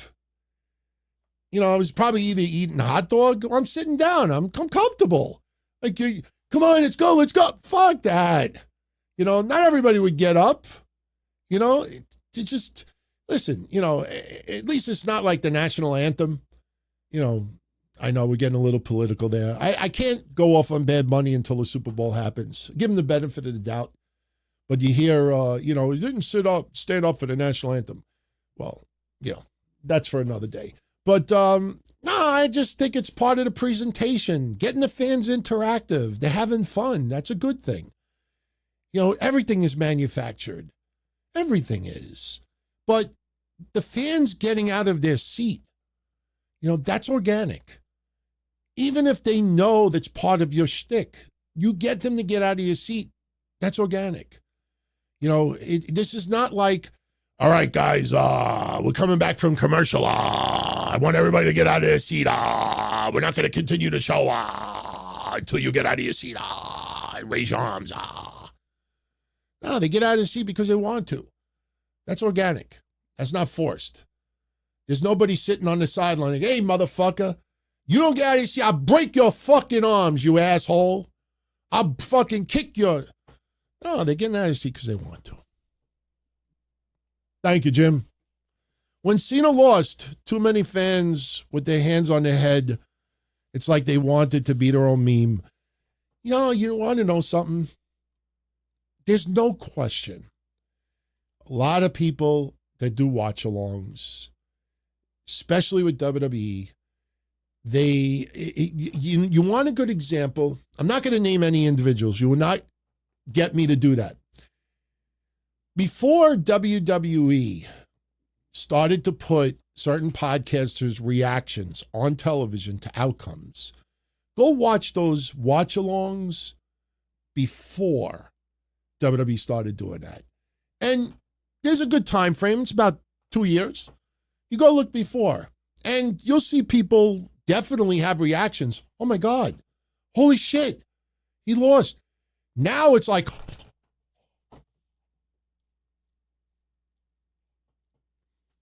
they have these wild reactions.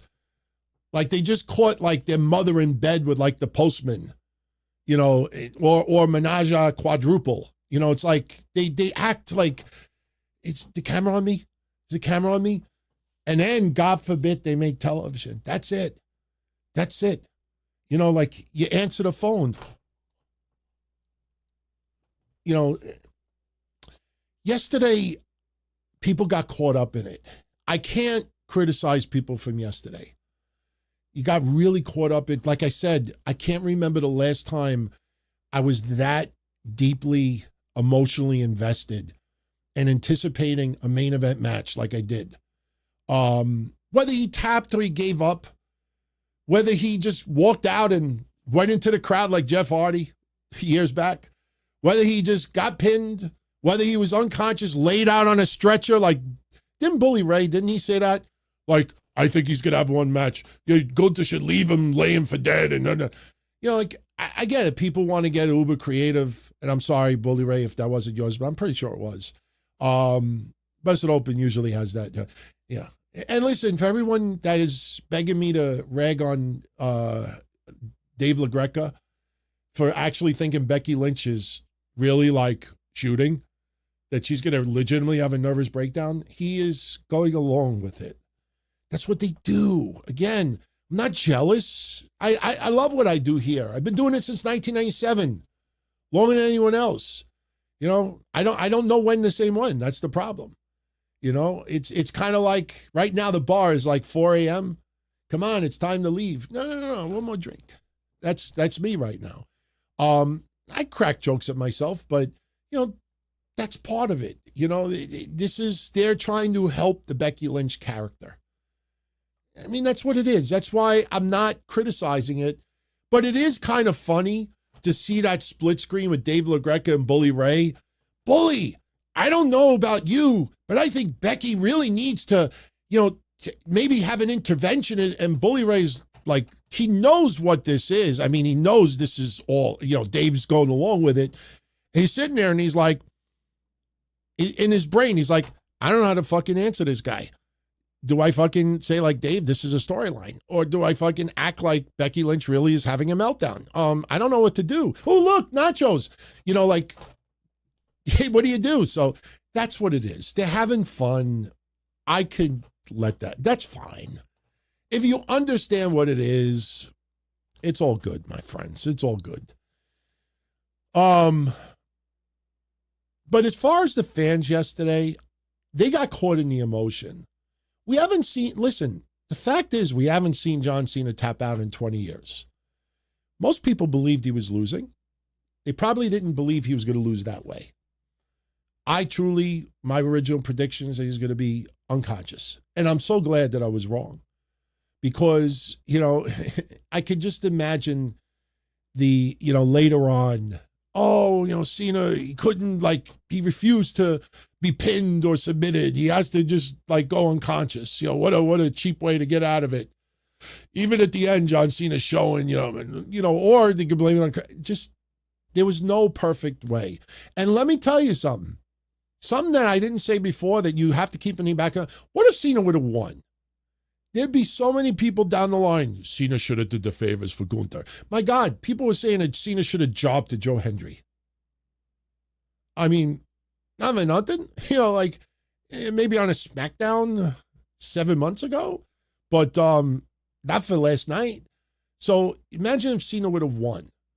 Down the line, there'd be enough people who would be like, you know what? All right, didn't hurt Gunther, but man, it would have helped Gunther so much if he would have gotten that win. That would have been such a decisive victory for Gunther. So in the end, I can't complain too much. I'm more annoyed with how much of I can't say corporate sellout, because Triple H has been around the McMahon regime for 3 decades. You know, he is a byproduct of Vince McMahon. He's been involved in a billion-dollar publicly traded company for decades. So now he's working for people that are not wrestling people. And as much as we're annoyed at Triple H right now, I'll tell you this. Who would you replace him with? If TKO got rid of Triple H, who would you replace him with? And please don't say to me, I think Paul Heyman would be an absolute great choice. No. I mean, Paul Heyman couldn't manage to fucking balance a checkbook in ECW. You know, Paul Heyman is obviously one of my favorites. But, you know, that's not the answer. You know, would you rather a non-wrestling person? We're going to promote somebody from the UFC side. Oh, my God. Oh, so as much as we're annoyed right now, he's probably the best option available. All right. Thank you. Thank you, Jim. Tyrese Valeriano. Goomba. Why does the bald fraud no-sell criticism, when we called him Chef H and Booker of the Year, he had no problems with that. Also, he says every month is a new era. He's been saying that new era. He's been saying new era since 2018. Yes, you want to know something? Tyrese, I know you're not aware of this, and I'm not saying that in a negative way. I wasn't even aware of it. I always plug the history show not because I want everybody to download it. I mean, it helps, obviously, but it's free, but quick, cheap plug. But here's the thing. There's a lot of awesome moments that we forget about. And sometimes our conversations definitely segue to it.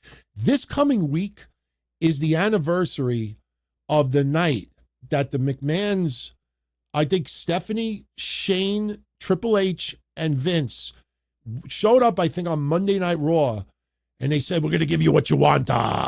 We're listening. We want to make Raw better. We want to make the WWE better.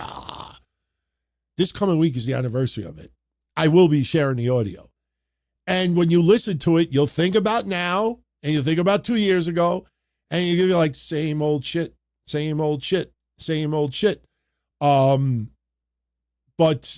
Triple H, we're not stupid. We understand the pressure. You know, guy fucking almost died from a bad heart. Stress kills. And that's not a corny catchphrase. Stress does kill. Stress kills.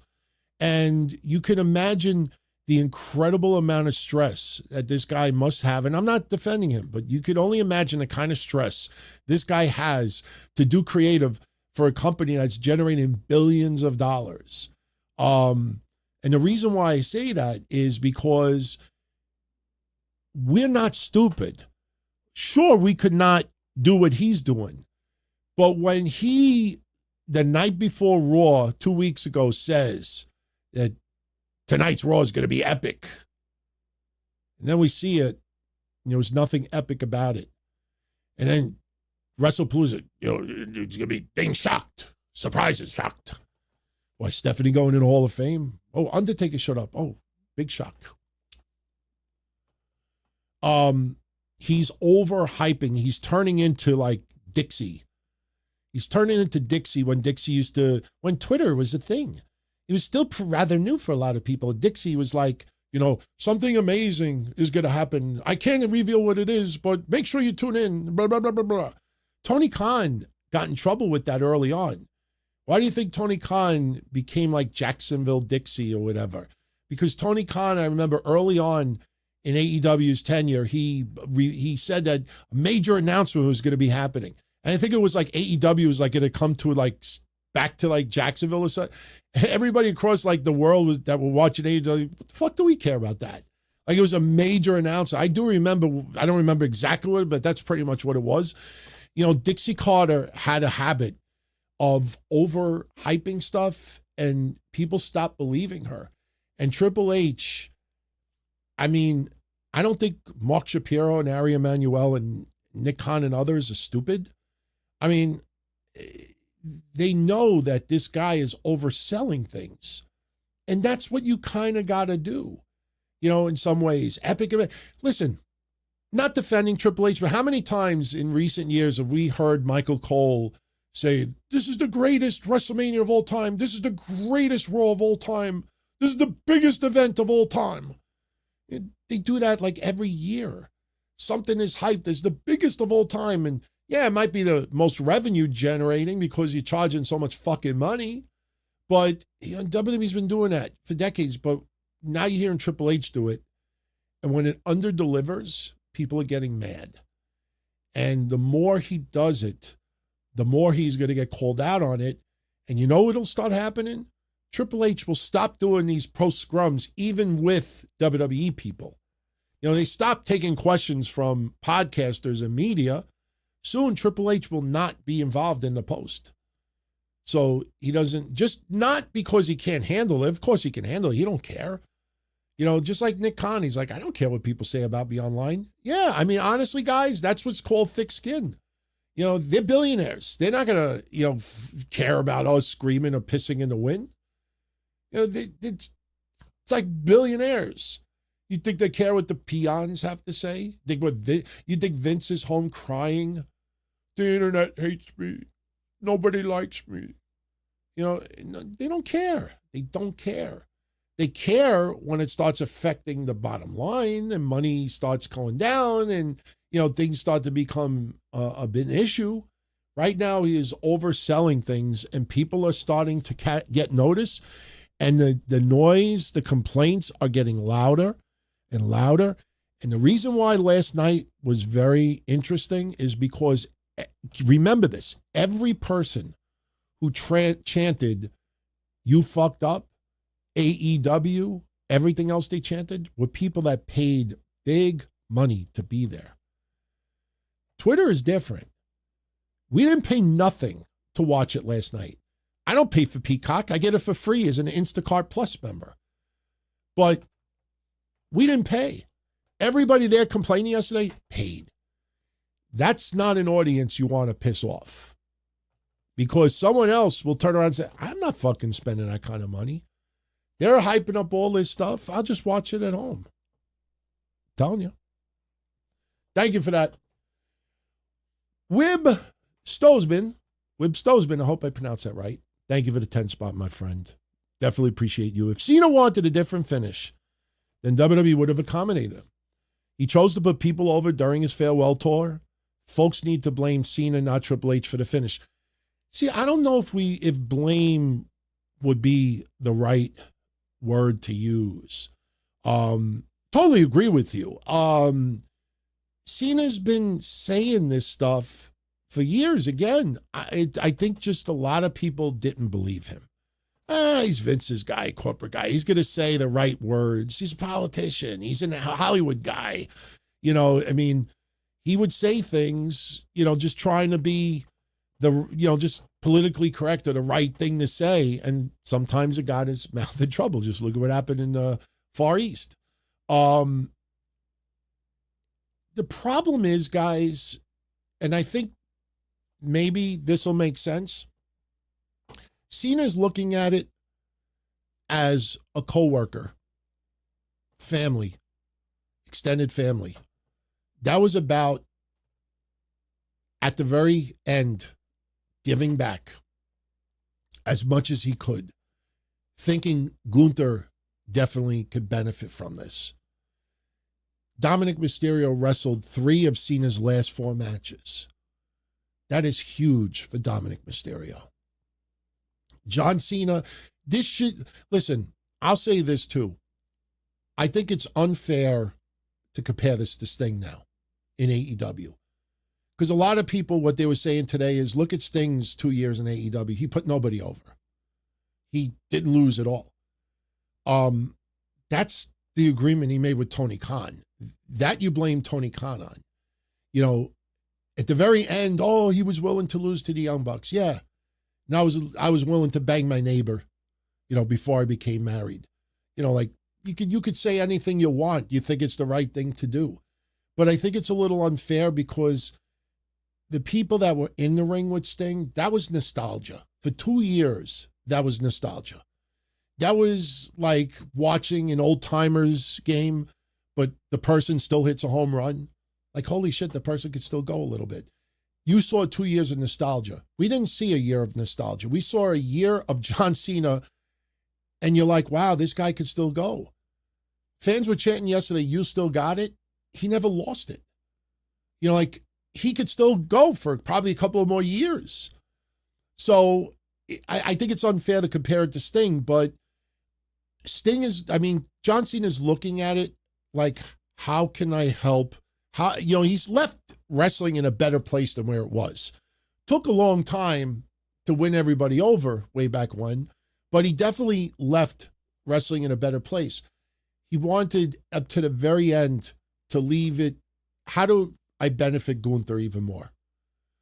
Do I benefit him more by losing? Do I benefit him more by winning? Do I benefit him more by passing out? Do I benefit him more by tapping out? Do I lose anything by losing this match? Will my career have a stain on it if I lose this match? And I think what it comes down to is John Cena for decades has been pushing hustle, loyalty, respect. And to me, yesterday, that was respect. That was not him smiling like, oh, look, now I got to fucking tap like a goof. No, I think it was, okay, all right. As funny as he looks here, you could see he's like, okay, I'm in a good place. All right, Gunther, I leave it with you. Now, Gunther doesn't mean that Gunther suddenly is bigger than Cody Rhodes, or bigger than CM Punk or anybody else. But, okay, I'm good. That's how I took it.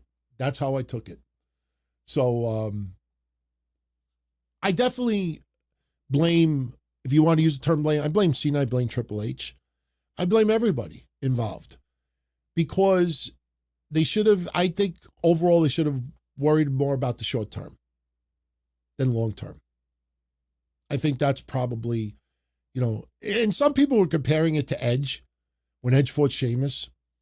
That's different because WWE never called it a retirement match. They called it his last match in the WWE. And we always, at that time, knew that WWE was not looking to use Edge full time in the future, and he was going to likely go to AEW. So you can't compare Edge with John Cena. This is a very unique thing. Let me tell you something, guys. I've been watching wrestling since '79, not trying to compare, but my point is, I remember when Hogan retired, when Flair retired, when recently Sting retired, other people retired. I don't know if anybody had this kind of a career that had that, you know, like a whole year retire. You know what I mean? Like, this is unique. This is a first overall. I'm not saying that others did not have a retirement tour, but this is very, very unique. So there is no precedent to it. And in the future, I don't think Gunther should be the one to retire everybody. Because somebody in Patreon Thursday said to me, do you think Gunther should be the one to retire Randy Orton? Retire AJ Styles? I'm like, no, I don't want Gunther to suddenly be the, you know, not legend killer, but career ender. No. You know, Gunther, you can't keep putting him in that spot because then it becomes too predictable and that people will lose interest in that. So thank you for that. Lost but found.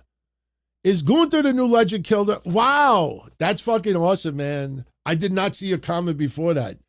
Goldberg, Cena, Brock Orton.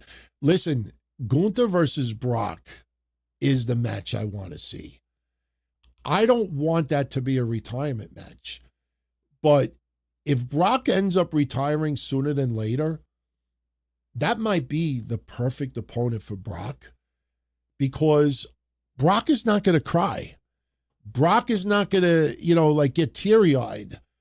You know, Brock is like, I'm going to go home, fucking go watch my daughter fucking win competitions, sleep with my wife, go hunting, fishing, and cook my own, you know, captured meat. You know, like, I don't think, like, I don't know if we'll ever see that moment where Brock truly, like, gets emotional. But, like, I could see Brock beating Gunther in a final match. But I think people want to see that at WrestleMania. I think Gunther and Brock Lesnar, and honestly, guys, that's probably going to be the WrestleMania match. Could you just picture them face to face? Even if it's 2 weeks before WrestleMania, 3 weeks, 4 weeks, people will be chanting, holy shit, holy shit, holy shit. That's what you'll get. If you get the night you get Gunther and Brock face to face in the ring, whether it's Royal Rumble or anything else, you're going to get holy shit, holy shit. People want to see it. WWE knows people want to see it. And that absolutely is a match that's going to happen. Look, Brock Lesnar wanted to help elevate Omos. We thought we were going to see something with him and Keith Lee down the line. Remember? Big boy. We're not talking about that rapper either. You're a big motherfucker. By the way, I think this week is the anniversary of that too. For real, no joke. Yeah, Brock Gunther. Definitely want to see that at Mania. That's a Mania match. I don't know if it's a retirement match. But if it's a retirement match, I see Brock winning it. Thank you for that. Bobby Means, since SummerSlam is coming to Brock's hometown of Minnesota, would I have him as the possible final opponent? This is getting weird, man. You people are super chatting, and we're getting awesome segues. Did not see these come in. I just answered you. I do not listen. If you want to do Brock Gunther for a retirement match, don't let it be the only match they've ever had. You got to do a WrestleMania match because you got to remember too, when Brock retires, I know this sounds crazy. I think Brock will have a retirement match because of the amount of money he makes. Even if he's good, he was like, I don't need no more money. I got all my money. He's got his kids, the future for them, and down the line, grandkids. There's never enough money, my friends.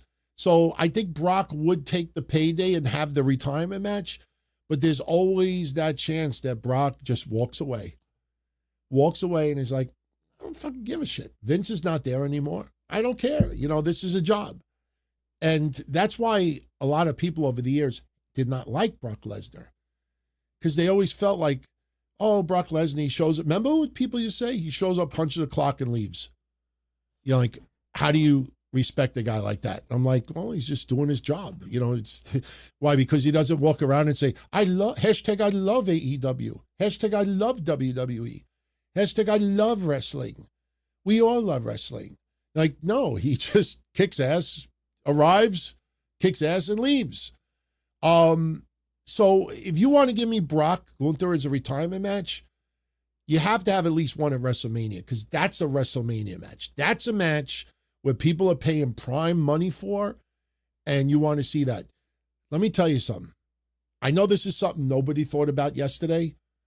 You should be very, very, very lucky and thankful that Saturday night's main event was not on NBC yesterday. Because if it was on NBC yesterday, unless it was going to be a 3-hour special instead of a 2-hour special, we would have gotten go to YouTube's WWE to see what happens after. They would have gone off the air at 10 o'clock. Be very, very thankful this was not on NBC yesterday.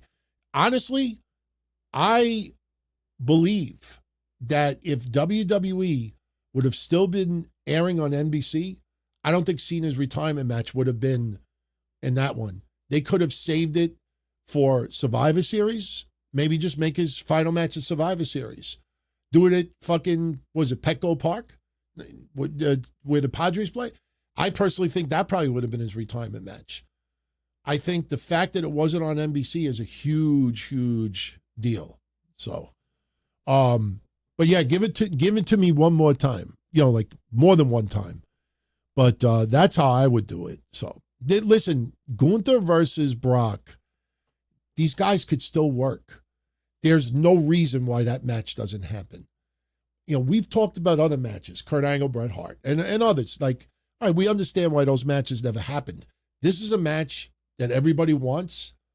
Like Sting and Undertaker, just was the stars were never aligned. But still, you kind of wish that match would have happened. Now you could only see it in a video game. But Gunther and Brock is a match that should happen, that needs to happen, and I think will happen. And maybe more than once. Maybe more than once. And let me tell you something. You know, you could tell that Brock likes to get into it with the big guys. You know, you could see, I mean, like people that, you know what I mean? Like, I'm not saying like small guys like Rey Mysterio did, like just throw it around, because he did have a nice little feud with Rey. I think the big boys, I think that's kind of like, yeah. It's like meat. What does everybody say? Like meat on meat.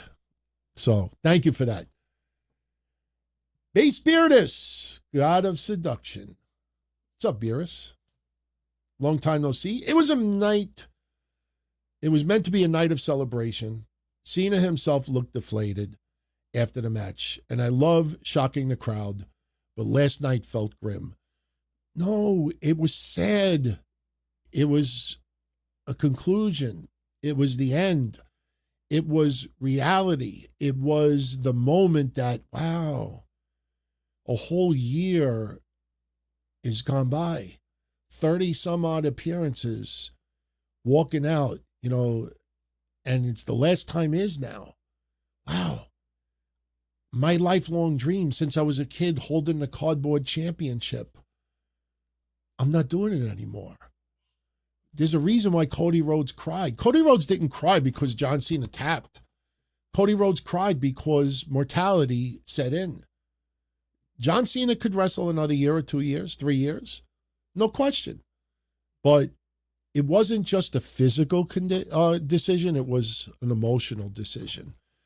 I do believe, we'll never hear him say this, I do believe that Vince leaving WWE is a big reason why Cena is retiring now.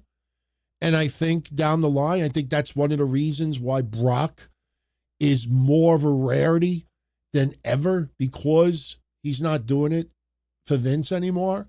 So, you know, as much as, you know, we have our feelings on Vince, there's definitely a few people in that company that Vince is not here. It's only WWE. It's not just WWE by name, but it definitely gives some people more of a reason why not to be there. I think if Vince was still there, I think there'd be a good chance that he would still be around for another year or two, maybe more. But it wasn't just a physical decision. It was an emotional decision. And again, that picture of him tapping out, that was not a face of, I can't fucking believe they're making me tap out. That looked like a face of peace, of content. It was, I don't want to use the term cinema because everybody does that now, cinema. Wasn't poetic justice. It was just, okay, you know, this is it. And it hits you. It hits you. And, you know, John Cena is a very, very tough guy. And, you know, I'm not trying to say this to sound like a jerk, but John Cena has had, 650 Make-A-Wish appearances. He's been around kids that were dying, that were having awful physical disabilities, very, very sick. And that would bring most people to tears. John Cena, I guarantee you, cried his eyes out when no one was around. But around those kids, he had to be the sign of hope, inspiration, you know, happiness, love. You know, the last thing you want to do is, I can imagine as a kid who's having like awful shit happen to him. Oh my God, my dream is to meet so-and-so. And then you show up at my door and that person's crying along with me. Like, I feel even worse now. Like, this sign of strength. And, you know, that's the thing. I mean, last night was all of that emotion, like, wow, you know, ever since I was a kid, this is all I love to do. Yes, he's in Hollywood now. He's apologized to The Rock in the past because he used to mock The Rock leaving wrestling for Hollywood. He ended up doing it himself. And if you notice, other wrestlers that vowed never to do Hollywood end up doing Hollywood too. this is a business now. It is a business. And even more under TKO because they're non-wrestling people. We got to get used to that. We could complain. We could get angry. We could shit on it, but it ain't going to change nothing. So I do not look at yesterday as grim and looking deflated. I think it was just a reality like, wow, you always think, okay, that day is it. And then it comes and it's like, man, I wish I had another month. Man, I wish I had one more. Like, wow, and with Cena sticking to his guns, like this was the day, gotta stick with it. And that's gotta hurt. It's gotta hurt. Again, when we're younger, we don't think about 10, 20 years down the line. Now, you get older and you're like, and then you got to start really thinking about it. It really changes your view on things. So it was sad. It was definitely sad. But, the beautiful thing is number one, we have all of his matches. Everything's archived. We could watch it and relive it. And he's not disappearing. He'll take some time off, no question. But John Cena will be on WWE television again. He will make appearances. He will, once in a while, get physically involved with someone, hit a move on someone, and that's to give a little rub to that person. You look at Austin Theory. I mean, most people think he'll be back soon, but you look at Austin Theory and you're like, wow, when you really think about it, he got involved with John Cena. He got involved with The Undertaker. He got involved with The Rock. That doesn't happen unless, those guys think there's something there. We may not have been able to figure it out yet, but there's something there. Give a little something back. Who knows? Could end up coming out to nothing. By the way, I should mention this. Very cool to see Elias there. A lot of legends there yesterday, obviously, but it was cool to see Elias there. They didn't mention him by name, but he was there alongside all the other legends that were there, and it was nice to see him there because he definitely has a lot of appreciation for Cena too. Yeah, seeing Haku and Cena legends, for a minute, I think people were like, oh, he didn't shake Nick Khan's hand, but he did go like this, like, I didn't forget about you. So, much love. This, you know what? I'm not kidding. There's they changed the format, YouTube, of what I see on the screen. I have no idea how many people are with us right now. Somebody just posted 600. I think we need to go a little longer, right? You guys want me to stay? I'll stay a little longer. We'll go another 20 minutes. Why not? We'll keep going. Michael Williams. Triple H booed due to the product. Totally agree. Fans fed up. Maybe they're not fed up, but they're getting there. Do I think he changes course or tells fans to kick rocks? He told the fans yesterday, he tried to be lighthearted about it. Guys, I'm disappointed. I expected you to be louder. Listen, I did take the screenshot of this. Triple H is like, all right, whatever. Like he's laughing it off. I don't think he's concerned. The motherfucker went on Twitter and touted the highest revenue that building's ever seen. That guy, that's how you rub it in. Listen, I'm not comparing it to me, but I said when I go have more of a presence on YouTube in 2026, how do you piss people off? Not by calling them an asshole, not by, being a dick to people. If I want to do that, you see like this. I have this on my computer just for fun purposes. Eric Bischoff, 10 days ago. Dave Meltzer's new low, because he called him a grifter. That magic word again. This is a thumbnail for Bischoff's show. He's so upset at Dave Meltzer. Just how new low for Dave Meltzer. But yet a month before that, Eric Bischoff's got this thumbnail. Trolling Meltzer is fun. You like giving it up the ass, but you don't like taking it up the ass, I see. So how do you, I'm not saying to be a dick towards him, but how do you ruffle the feathers? Not by going in the weeds, but by spitting facts or common sense. that's how you do it. And, with Triple H, he knows that he made a decision that was unpopular. He did it with Jey Uso and Gunther, and it fucking backfired. It definitely hurt Jey Uso a little bit. No question. It didn't hurt Gunther. I think people were like, wow, I can't believe you made Gunther tap the fucking Jey Uso. I could see if Jey Uso was a submission machine. I could see if his finisher was the sharpshooter. You know what I mean? And Gunther taps out to us. Jey Uso's not a fucking submission machine, and he fucking taps out to that. I mean, that was ridiculous. So, whatever the decision was yesterday, again, in time, people will get it. I'm confident. I'm pretty confident.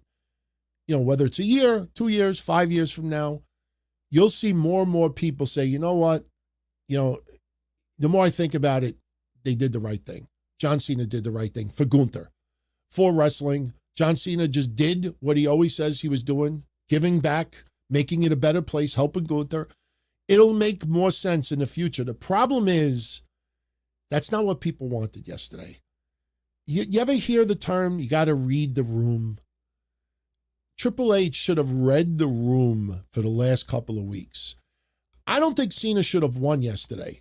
But may I remind everyone that the betting odds, where people truly bet money, for real, legally, the betting odds is that Gunther had a 90% chance of winning. So all the people are like, I can't believe he won. For casual wrestling fans or wrestling fans that don't follow news sites, if that's your raw emotion, I totally am fine with it. But for the people out there that follow every little detail and every little wrestling news site and every podcast out there, and they're all doing like goldfish yesterday, I can't believe it. I must vent. I must go on TikTok. I must go here. I must do this. Triple H must go. He's Hitler. He needs to die. He needs this. I'm like, you fucking reported 5 days ago that Gunther had a 90% chance of winning. Those are the people you just fucking ignore. Triple H does not care about the noise, but again, every single person yesterday who was there live paid money. Nobody was comped. I have a feeling the legends at ringside were comped. You know what? I bet you John Cena paid for them. Boss, I'm not having Kurt Angle pay to come see my final match. Just let me know how much those tickets are and I'll take care of it. And if I have a feeling Triple H would be like, nah, you're the GOAT. You're the greatest of all time. We'll make an exception here. I trust me, not trying to be a jerk here, but I think if Haku was like, brother, I want to see John Cena's final match, brother. Can you get me a ticket, brother? Ringside. Brother. Yeah, $5,000. Brother. I don't even get that in Social Security, brother. I think some of them there probably were like, I ain't pay you that. So I think it was a little different yesterday. But every fan that complained yesterday, that was very eye-opening. It wasn't just about the outcome. Let me put it this way. I guarantee you a lot of people there were angry at how much they had to pay to be there. You should have at least give them a reason to kind of forget the fact that they paid that kind of money. Yeah, maybe if John Cena would have lost a different way, it still would not have been, acceptable to some. But the way they did it, it's like, wow, Triple H, you didn't learn nothing from Gunther and Jey Uso. People that were there angry yesterday were really angry. And trust me, you keep doing that, keep telling people that Raw is going to be epic, and WrestlePalooza is going to be one to remember, and keep doing that, and people are going to be like, wow, you like fucking, what was it, Robin Hood and the fucking Three Wolves or whatever? You huff and puff and blow your house down, and you ain't blowing shit, man. You got to no way, we'll be a little nice. But thank you for that, Michael. Beerus, Gunther, Cena, ended like Angle Sean at Mania 21. You know, that's a good way to put it too. But it wasn't their final. That's the difference. Like, if Cena would have lost to Gunther in this way on a pay-per-view, but it wasn't retirement, it would have felt different. It definitely would have felt different. But because this was the final, and people wanted to have a good ending, and WWE tried to repair it, even though this was all arranged, obviously, but how WWE tried to prepare it was to have everybody come out, have the video, have everybody cheering him have the spotlight to himself. Cody Rhodes and CM Punk putting the belts on his shoulder. Like, all of the extra afterwards supposed to make up a little bit for the fact that you may not have liked the way, you know, it ended, but Cena's been telling us this for years and years and years, how he operates. Early on, we just didn't believe it. We just thought he was just bullshitting us, saying all the right things. After a while, you got to take a step back and say, maybe this is how he operates. Maybe this is why he's looked at as the GOAT. Maybe this is why he's so revered amongst his peers. I will tell you, it was very, very, I'm not saying it, nobody did it, but I was very, very disappointed as to how few people in AEW mentioned it yesterday. I thought, like, you know, this is bigger than just wrestling.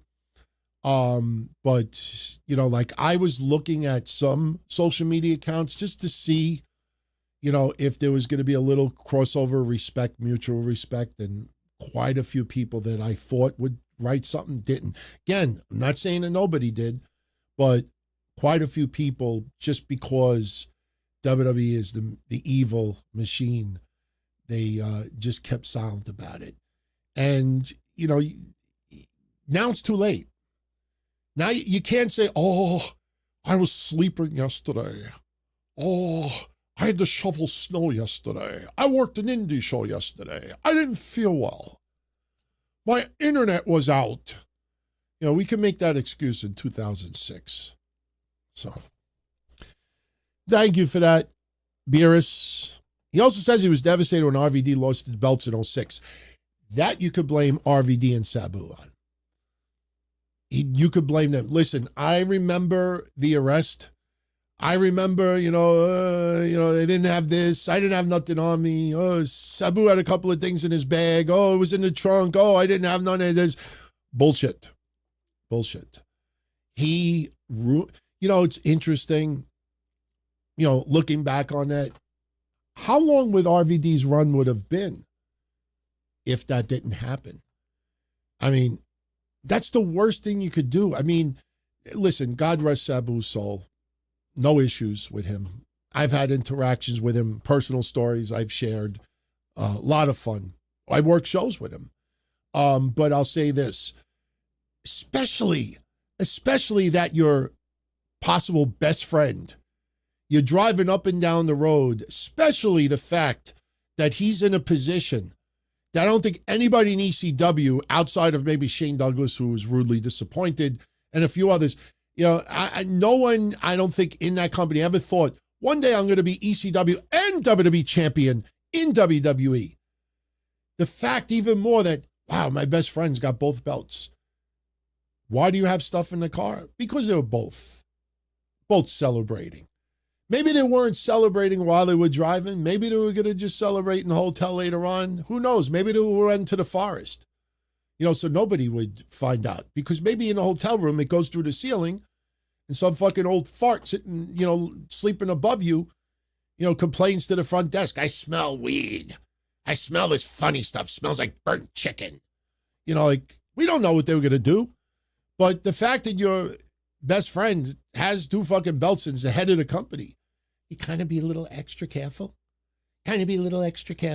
No. That sucked, man. And I remember, we were doing shows at that time. And I remember Kevin and I covered like, wow, I wonder how they're going to handle Rob Van Dam. And next thing you know, loss, that's it. And I was like, wow, that sucked. But you know what? He recovered. He recovered to an extent. And honestly, when you look back at Rob Van Dam's career, would you have changed it? Would he have changed it? Like Mr. 420, like, come on. Like Mr. 420 and everything that, like, especially now how weed, especially weed, has been more like legalized in a lot of places. It's different. It's different. But no, that was a big deal at that time. Talk about somebody totally fucking smoking it away. You gotta follow laws. Whether you agree with them or not, you gotta follow laws.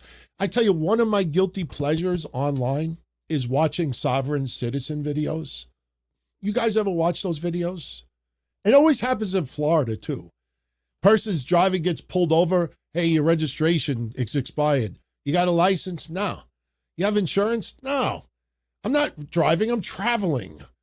I mean, you see like Pollock after Pollock after Pollock after Pollock getting pulled over. And you would think like they would be watching YouTube videos like, hey, you know what? Maybe this is not a good idea. I haven't seen one successful video yet.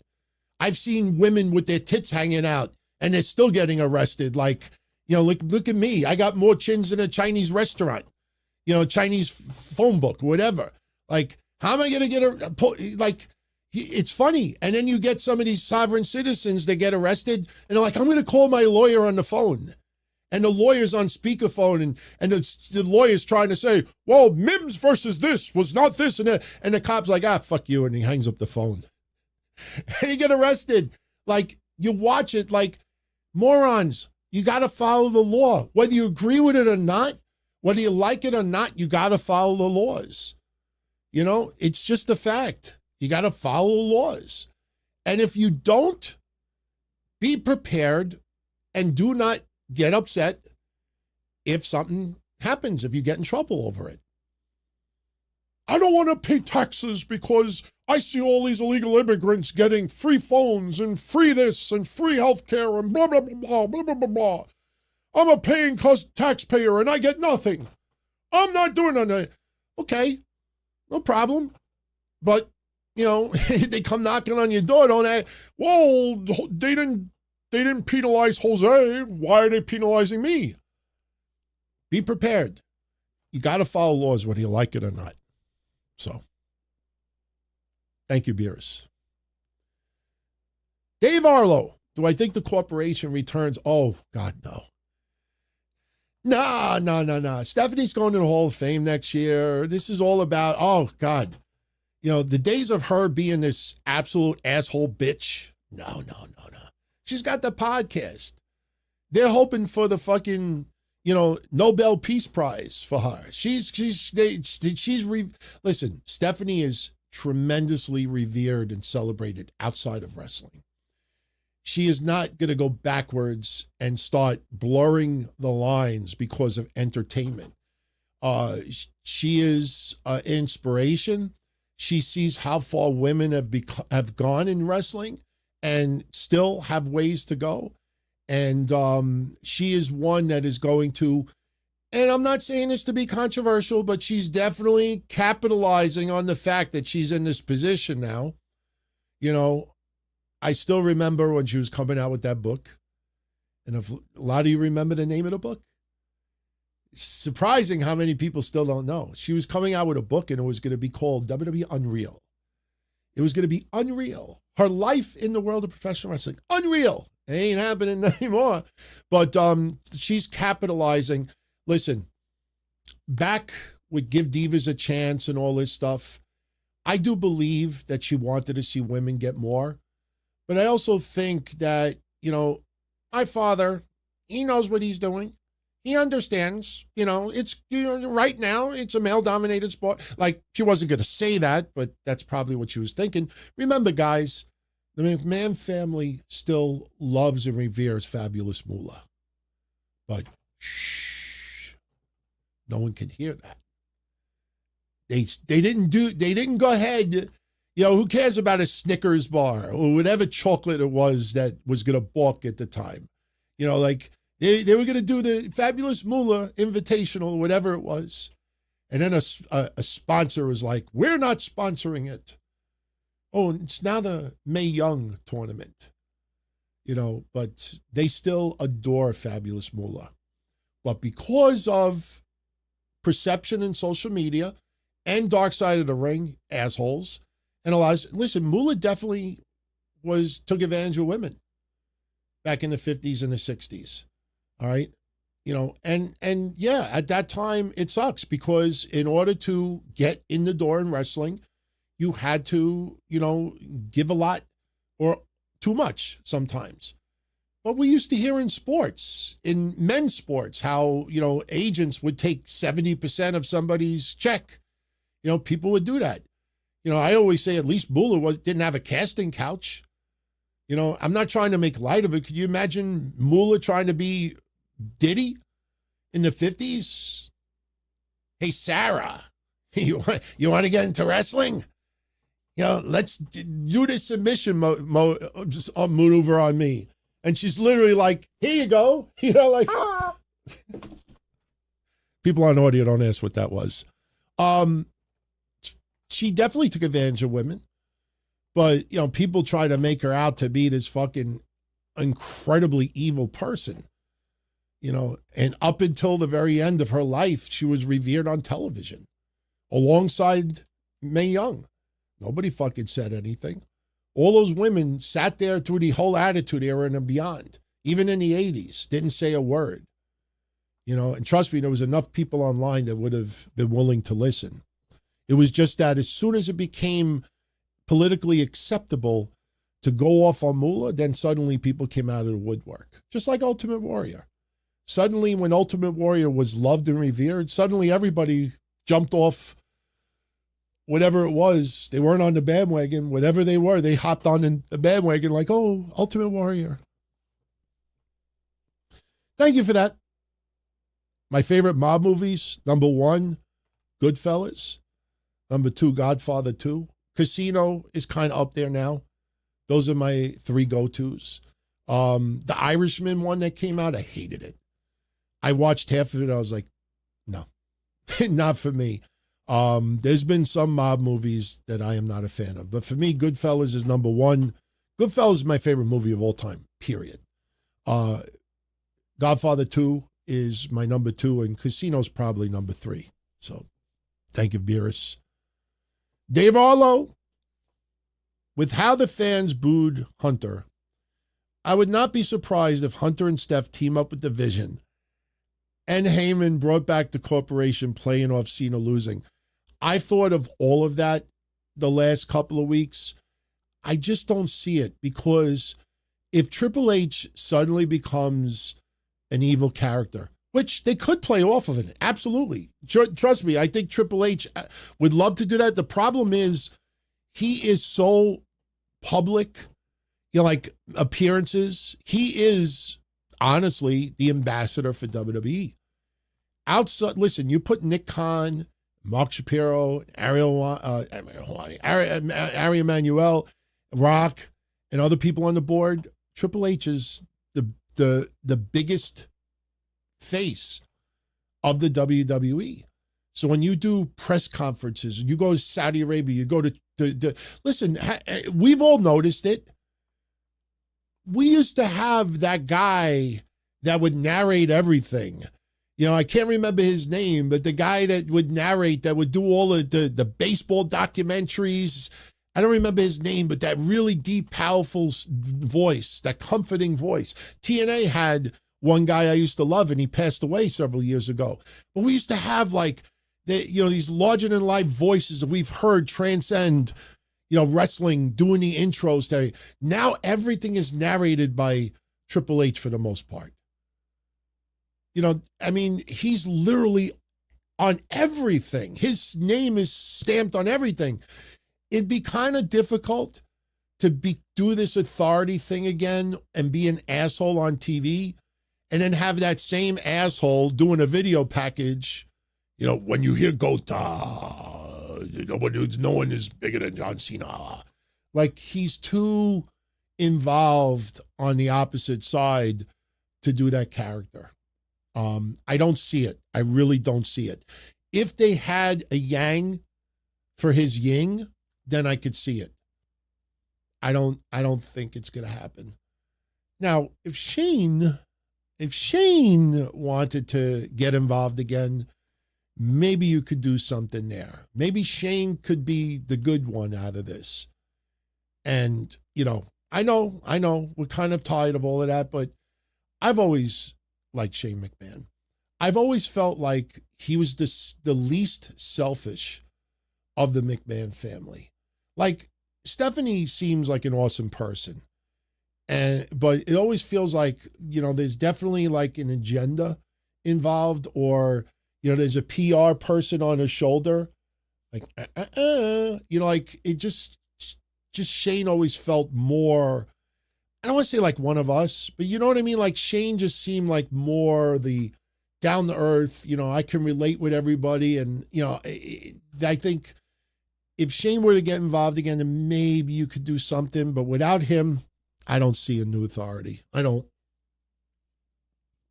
Anything's possible. The Rock. The way his perception is suddenly becoming Hollywood, man.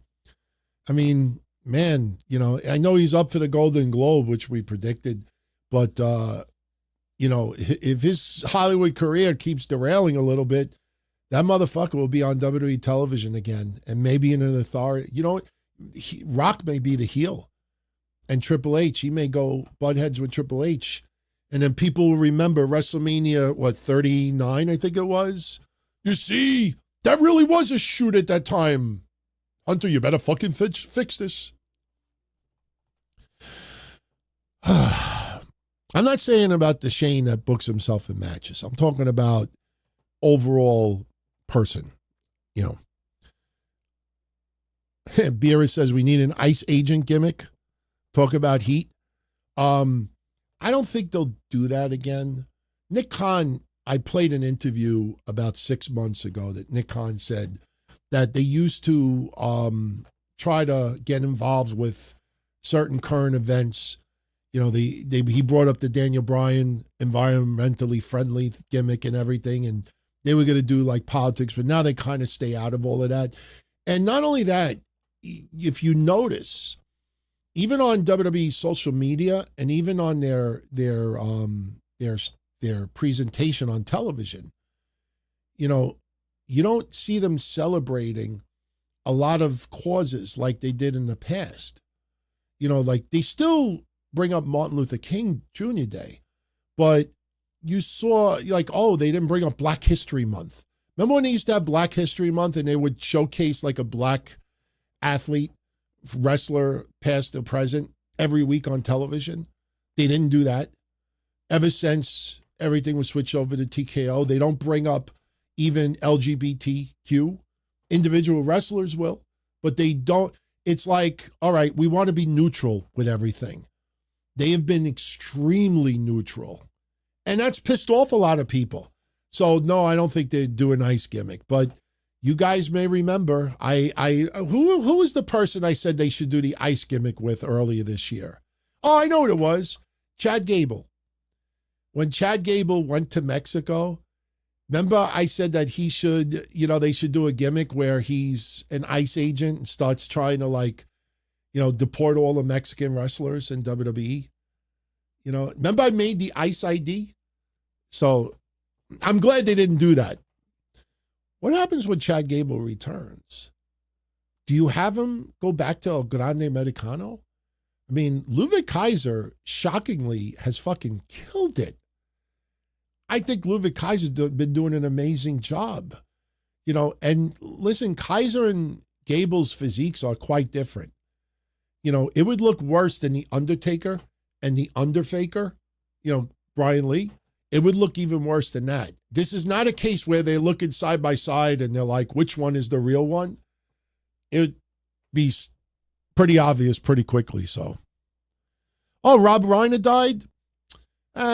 Rest in peace. He lived a long life, man. And his wife died. Holy shit.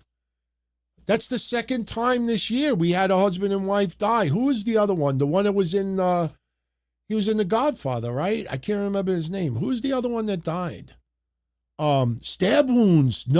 Holy shit. Wow. He died of stab wounds? Oh, wow. So somebody I hope it was, listen, I can imagine already people are going to bring up politics, man. Crazy. Gene Hackman, yeah. His son is in custody. Wow. So his son killed his parents. Holy shit. Wow. That's crazy, man. As we're starting to bring the show home, we find out Rob Reiner and his wife died because his son stabbed him to death. That's crazy, man. You know, over the years, my father has ticked me off at times. You know, my father was very, very strict growing up. I got hit with the strap many times. Some of you on Patreon know some very, very deep stories that we don't bring up over here. Not trying to like plug anything, but you know, you really have to, if you're going to be very, very personal like that, you want to talk to an intimate audience. But my father was very rough growing up. Once I turned about 17, 18, my father started to really mellow out. Now, I mean, for decades, he's been, you know, pussycat. My father is the most awesome person around. But I never ever thought about wanting to hurt my parents. You know, my father's triple degree black belt. You know, I mean, probably when I was like 15, I was like, you know, maybe I want to karate you. The worst thing I ever did, I will tell everybody this one really quick, but how long do we have fucking Triple H on the screen? Holy shit, I'm sorry. I just looked over and I'm like, oh, no. We could also take the ice gimmick out, but I kind of wish they would have done that, Beerus, but no. I'll tell you a quick story and we'll get into a few more questions and we'll get out of here. We're at 2 hours, 35 minutes. We'll go an even 3. Okay, we'll go an even 3, and then that's it. We have to have some stuff to talk about tomorrow, right? When I was in 8th grade, I think it was either 7th grade or 8th grade. My problem in grammar school was I misbehaved. When I went to a school, PS 128, I got kicked out of that school for real. Because me and my friend Danny, we would get bottle caps from the schoolyard. Because back in the day, everybody drank, the bottles were glass and there'd be bottle caps all over the yard. We would take bottle caps and then we would have crayons and we would take pieces of crayons, put them in the bottle caps and then put them all, because the radiators we used to have was those metal, like tube radiators, whatever they were. You didn't have baseboard shit at that time. So we'd be sitting like right along the window and these radiators would be like right next to us. So we would take all the bottle caps and melt the crayons in the bottle caps. And then after school, we would have like weapons, like little, like the crayons would dry during school and you'd put them in a little paper bag and got a whole bunch of, you had to throw it at people. So one time we did like 30 or 40 bottle caps and I don't know what happened, but they all fell inside the radiator. And they weren't like completely like dry yet. And they all like melted and it burnt out the system. And that was the final straw. I got kicked out of school. But a year before, my parents went to parent teacher night. If anybody remembers what that is. What it is they give you a report card live and in person. The students are not there, just the parents are. So my parents went to the school and they gave them my report card. And I got, I think, A's and B's in every subject. But when it came to my behavior, it was an F. And, you know, I remember, I think my mom still has it locked in a box. But I remember one of my teachers wrote, Anthony is a good student, but he cannot shut up or, you know, keep his mouth closed or something. And, you know, they had a very long talk with my parents. And my parents paid a lot of money for me to go to Catholic school. And when my father came home, I'll never forget it. I was about 12 or 13, because I was seventh grade of grammar school. We didn't have junior high. I went all the way to 8th grade. It was either 6th or 7th grade, but I come home and my grandmother was babysitting me and my brother. My brother, asshole, did great. Me, I got good grades, but I always misbehave. I would always be the class clown. My father comes home and he says, I got your report card. And I'll never forget it. There was a wooden hanger, clothes hanger on the table. And my father put the report card down. And when I went to grab it, my father took a wooden hanger and cracked it over my hand. Literally, this went whoop, like a little golf ball. And my grandmother was sitting right there. And she's like, you sick fuck. And she left. And my father's like, where you going to go, you fat fuck? You don't know how to drive. Like, this is the 1980s. So there's no Ubers or anything. I don't even know how she got home that night. And I was screaming in pain. I think that was the last time my father ever hit me. And that was crazy, man. But, I realized years later that, it was a bad reaction on his part. He got hit when he was a kid, and he realized that that's not the way, you bring up. And I've never was hit again. Never. But, one time right before that, he had hit me. And I was like, I don't care, I'm going to take it. And my father's triple degree black belt. And I remember my father slapped me once. And I vowed that I was not going to let him see that it hurt.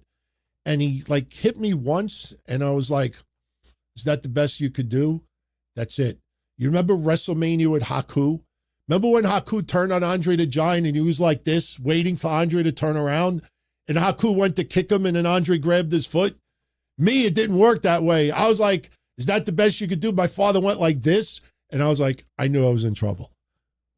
But, we're talking 40 years ago, guys. My father is a pussycat. Bad move. Like what David Otunga did this week, past 10 days, that's a bad move. What I did was very bad move. So, all right. Let's get back into some shout outs. All righty. Michael Williams, got any info on Killer Cross? Indies for the foreseeable future? I've heard a little rumblings behind the scenes that might try to work something out with TNA. I'll be honest with you, I have not talked to him in a couple of months. I definitely want to bring him on. It's just that there's been so much going on. Every day it's either doing something related to a show or married life, my parents not doing well, me having a couple of health issues. It's just things, next thing you know, a couple of months go by. So I haven't talked to him, but I've talked to a few people the last week or two, and you hear little rumblings. Some people bring it up as suggestions, but little rumblings that, TNA may try to work something out. There's different people involved now. I mean, Anthem is at the helm, but, you got Carlos Silva there. You got a few others. I mean, some of you may remember when Cross was in Impact last time. A lot of you, and if you think I'm lying, you could play this for him. He'll tell you it's true.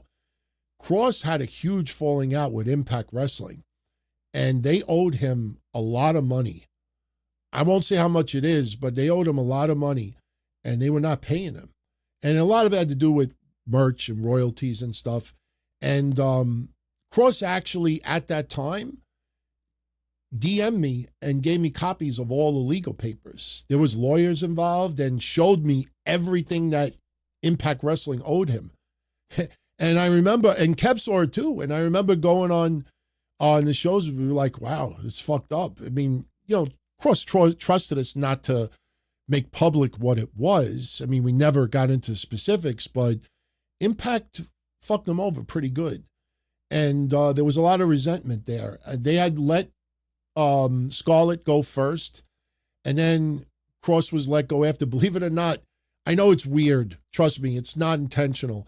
I think this coming week is the anniversary that Impact let him go. Just bizarre how shit happens like that, right? And if it was, I'll bring it up on the history show. But now with different people involved, I think that is a good possibility. And I got news for you. This might be the perfect time for him to do something in TNA. I think if he were to go to AEW, I think he would get lost in the shuffle worse than somebody like Josh Alexander and others. I mean, they're on TV and they have, matches, but you don't feel growth. Just because someone's in a faction doesn't mean there's growth. Just because they are involved in tournaments doesn't mean growth. You get that perception. You get a feel like, you feel Braun Breaker's growing. You feel Dominic Mysterio's growing. You feel, other people are growing. There was a point that we felt MJF was growing. You felt Darby was growing. Then there's some people you just feel like, it doesn't feel like there's much growth going on. I think Deonna Purrazzo, unfortunately, is a good example. I don't feel there's growth. You might remember in June. Remember when I did the thumbnail of Tony Khan as a ghost with Camille? You remember the quote from Tony Khan the Ghost? Deonna, you're next. I saw that in June, that they were going to treat her like shit towards the rest of the end. My God, look at what's happened with Camille. If you didn't tune into this past week's history show, just listen to the final 5 minutes of the episode. It has to do with Camille. And it might be the 60 seconds that might have sealed Camille's faith in AEW. An interview she did a year ago. So I think Cross would do a hell of a lot better in TNA. And you know what? With that crossover, we've seen Matt Cardona, Dolph Ziggler, Mustafa Ali. We've seen numerous people show up on NXT. If Cross is a part of TNA, absolutely could see him making an appearance in NXT. And that'd be pretty fucking interesting, especially with how everything went down. But look, one thing I will tell you from talking to Cross earlier this year, it's a business. Incredibly frustrated, incredibly disappointed how, WWE would not treat him the way as others. And I'm not saying that he should be treated the same level as some of the other wrestlers like Drew and others, but, really, really nitpicking about certain things with Cross, but for other people was totally okay, especially when it was Cross just being a good human being to fans who were a little bit, down for various reasons. It was just, definitely weird, a little bizarre. And the thing is, I'm sure Cross would love to go back in WWE, but it's not just contract. It's about, treating people a certain way. If you saw that documentary right after he got let go and was able to, talk a little bit, I'll never forget those people out there that were reporting, oh, it's a work. You crazy? And what was really annoying about it, and I know it was annoying for Cross, got it firsthand, is you had some people in the media world questioning if it was a work, and they knew the truth. But they needed that $16 of ad revenue to just blur the lines for a week or two and then say, oh, it's not work. What if it's a work? And what if I had a vagina? I don't have a vagina. But what if I did? But I don't have one. It's not a work. But what if it was? It's not a work. That was fucked up by a few people out there, and they know who they are. And you know what? Cross knows who they are too. Thank you for that. And Beerus, do I ever see Roddy talk about Pat Patterson? My thoughts. Well, I remember Legends House and a little bit of the back and forth at that time, and even, with some interviews. The thing with Roddy Piper is when he did interviews, you never knew like how much of it was just him kind of like being not necessarily a character, but kind of like, it was just a different time. It was a different time. The funny thing is, I think if Piper was still alive today, and if Patterson was still alive today, I think there would be a lot more truth be told. At that time, I think, plus you got to remember, were old school, and they come from an environment that you don't shoot, that much. That's why, if you remember when Piper showed up in TNA, the early days of NWA TNA, he's going to shoot, and he was bringing up Owen Hart, and trashing on Vince Russo, and, when Vince Russo was there, it was just like very weird. Like when you have to tell us this is a shoot, like it just felt like Piper didn't feel comfortable. So I never really took to heart. The only time that I ever really took Piper's comments extremely seriously when he was on HBO's, I think, Real Sports, was that the name of the show? When he said what he said, and I think that was the same show that I think he said he won't live to be 65 or something like that. I think whatever age he said, he came like within a year. It was creepy, but when he said some of the things he said and Vince immediately let him go, it was like, whoa. You know, that was, and I think Piper learned from that. I think he learned from that. I think after that, he was extremely careful how he talked. So I didn't put much into it, but Legends House, I was surprised on how deep some conversations would go. Because I think even though there were cameras around everywhere, I think after a while, people started to really lower their guard a bit. And I think it was, much more revealed than I ever thought that they would reveal. So, Guardian Chaos says, DT with a vagina. You want to know something? I'll reveal a quick story, then we'll start bringing this home. We got 10 minutes left. I don't have the photo anymore. I don't think so. But one time I took a picture. I'm not kidding. This was around 1990. And the reason why I know the year is because I had driven to Florida. Me and my friends went to Florida. And I was in a hotel room. And I was laying down in bed. It was just me and my friends. There was no girls there or anything. I was laying in bed. And somebody had pulled my shorts down to be funny. Like you would either give wedgies, you either pick them up and fucking shove it, like rip their asses with it, or you pulled the pants down. And when he pulled my shorts down, I don't know if any of you out there, if you're laying on your back watching television and somehow, something like goes between your legs and you don't really see it. And when he pulled my pants down, it was kind of like hidden between my legs, and it looked like I had a vagina. My friend snapped the picture. That is a true story. Sure, guys would understand what I'm saying right now.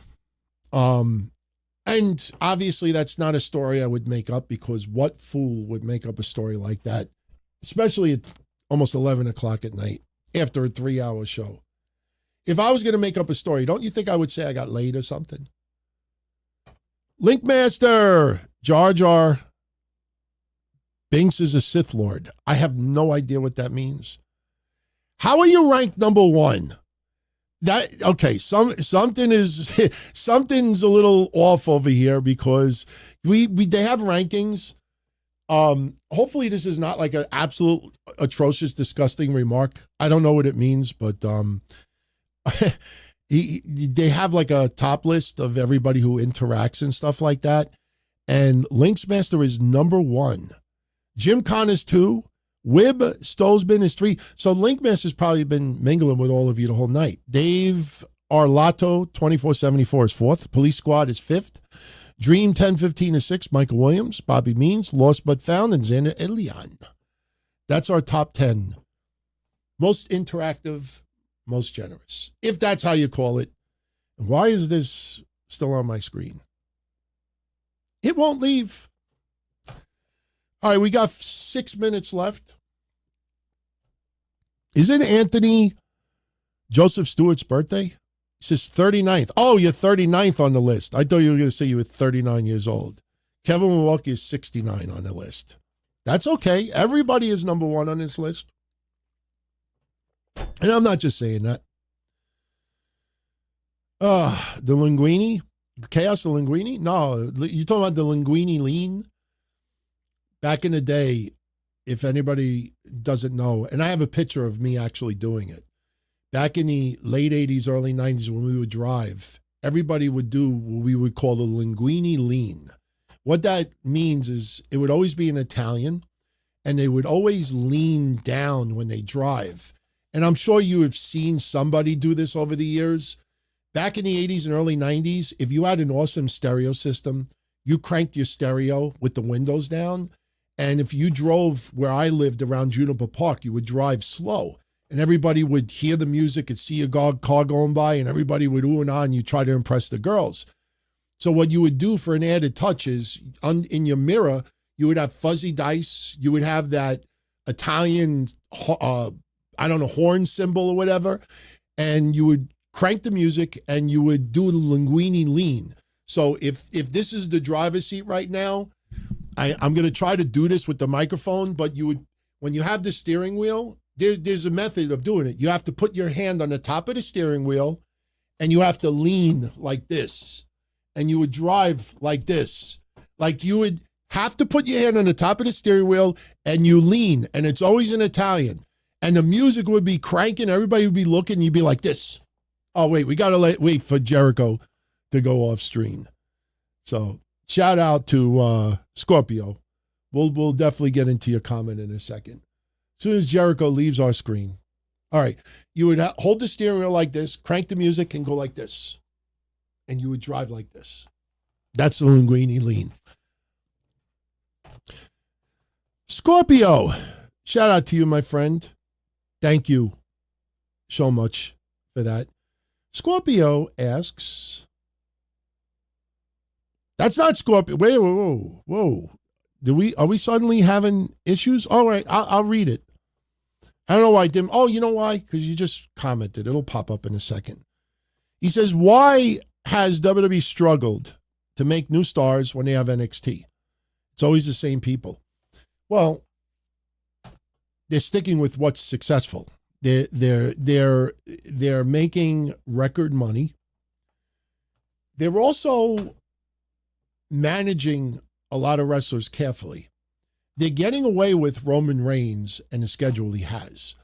You know, people haven't gotten angry yet, but we've taken notice. Remember Survivor Series? Oh, look, he's going to be at Survivor Series, and then he's going to disappear again until Christmas. Remember? I don't want to see you Usos till Christmas. Other than Survivor Series, yeah, we're really not seeing him again. I mean, Brock Lesnar periodically makes an appearance. Obviously, he's going to be in the Royal Rumble. He's featured on the cover. They are definitely using people more sparingly. And then you got your regulars that are there on a weekly basis. So you continue what's been successful. Problem is it's starting to fade a little bit. It hasn't reflected numbers yet, but it's getting, the noise and the complaining is getting louder online. And you're commanding even higher ticket prices. So they're developing NXT stars, but who's the next big main eventer? Who's the next, premium live event main eventer on the main roster in NXT? Are you going to say to me, Obafemi? Maybe. Ricky Saints is the next one. Like, if he has a match with Cody Rhodes, I'm sure everybody would see it. But you look at NXT and you don't see anyone that's like, Braun Breaker might have been the last one that people were like, that motherfucker's going to main event WrestleMania. Obafemi, I think some people feel one day that could happen. But in NXT, you don't have those. Trick Williams may be the one. I say Trick Williams, I think, will main event a Mania if they keep where they're going. But NXT, there's a lot of, all right, okay. We got like Academy Awards. You don't have a lot of best actors and best actresses in NXT right now. You got best supporting actors and best supporting actresses. That's kind of what we have. And outside of Trick Williams and Obafemi, on the men's side, I don't think Ethan Page is the next main eventer, even though I love his shit. Ricky Saints loved his shit. Joe Hendry, obviously, is popular. But I kind of feel like Joe Hendry might be a step below LA Knight territory in the future, which is not a bad place to be. But, they're sticking with the same people because it's worked. It's worked. But now you got to start being, that's why, again, I got this weird vibe. Within 3 to 5 years, WWE is going to be up for sale to Saudi Arabia. I think somebody, whether it's Meltzer, somebody in the next year or two is going to post a rumor that there's been internal discussions about possibly selling TKO, selling WWE to Saudi Arabia. Just internal discussion, internal, rumbling, or, somebody mentioned it. Not like they'll make it just like throw a feeler out there just to see what kind of reaction it gets. I honestly think that 3 to 5 years, it could very well, you'll start hearing that. Just a vibe. It's a perception. Thank you for that. Beerus, who are the biggest draws today? Rock, Roman, Brock? Well, any of them. I think Roman is number one. Cody Rhodes, CM Punk generate enough. It's a combined effort. That's why when you see women's tag team, you see suddenly five different tag teams all brawling in the same night. It's kind of like, oh, wow, look at all these women. And then suddenly 6 of the women disappear. And then you only got these two. Suddenly Bayley and Lara don't care about the tag titles anymore. Suddenly Alexa Bliss and Charlotte are back on SmackDown. Suddenly it's just this team and this team. And then 2 weeks from now, suddenly a team will appear and do this. It's kind of like they're really taking too much time with some feuds. You see, like tomorrow on Raw, you're going to get Raquel Rodriguez versus Stephanie Vaquer for the women's title. I will fucking do something insanely stupid on next Sunday's show if I'm wrong. But Nikki Bella is going to show up and cause a disqualification. In revenge for what happened a week earlier. And then next week and a week after, it'll be a 3-way for the women's championship. And then the next thing you know, a month will go by and it'll be like, wow, why did I'm telling you, they take too much time on a lot of shit. So, but right out of those three, Rock would be for one event. Brock, obviously, depending on who his opponent is. Brock you can insert any time and it's a big deal. But I think Roman overall is the one. Dave Arlo says NXT needs to be split in 2 because there's too much talent, not given enough time. Open Vegas NXT. Problem is, how do you handle television? CW invested quite a bit of coin to get NXT, and I think the ratings are pretty much what CW expected it to be. They're still in the mid 6s. And it's funny with the new Nielsen system. The only people, if you notice, the only people in the media world that complain about the Nielsen system, the only wrestling journalists that complain about the Nielsen system are the ones who shoved ratings and quarter-hour ratings down your throat for the past bunch of years. And a lot of them, I think, were very creative with their numbers. And the people who support them are the ones who speak about it. But everybody else, it didn't affect most other areas. It's just, we're in 2025. Why are you going to use technology from 20 years ago? That sounds like government shit. A lot of people don't know, but our government, and this is not a political thing, but our government uses computers that are like 20, 30 years old. You literally look at their computers. If you ever see a video of some of the government offices, go look closely at the computers. You literally still see green on the screen. And anybody that's older like me knows what I mean. There's no color. It's just green on the screen. They're using a lot of areas are using technology from 20, 30 years ago.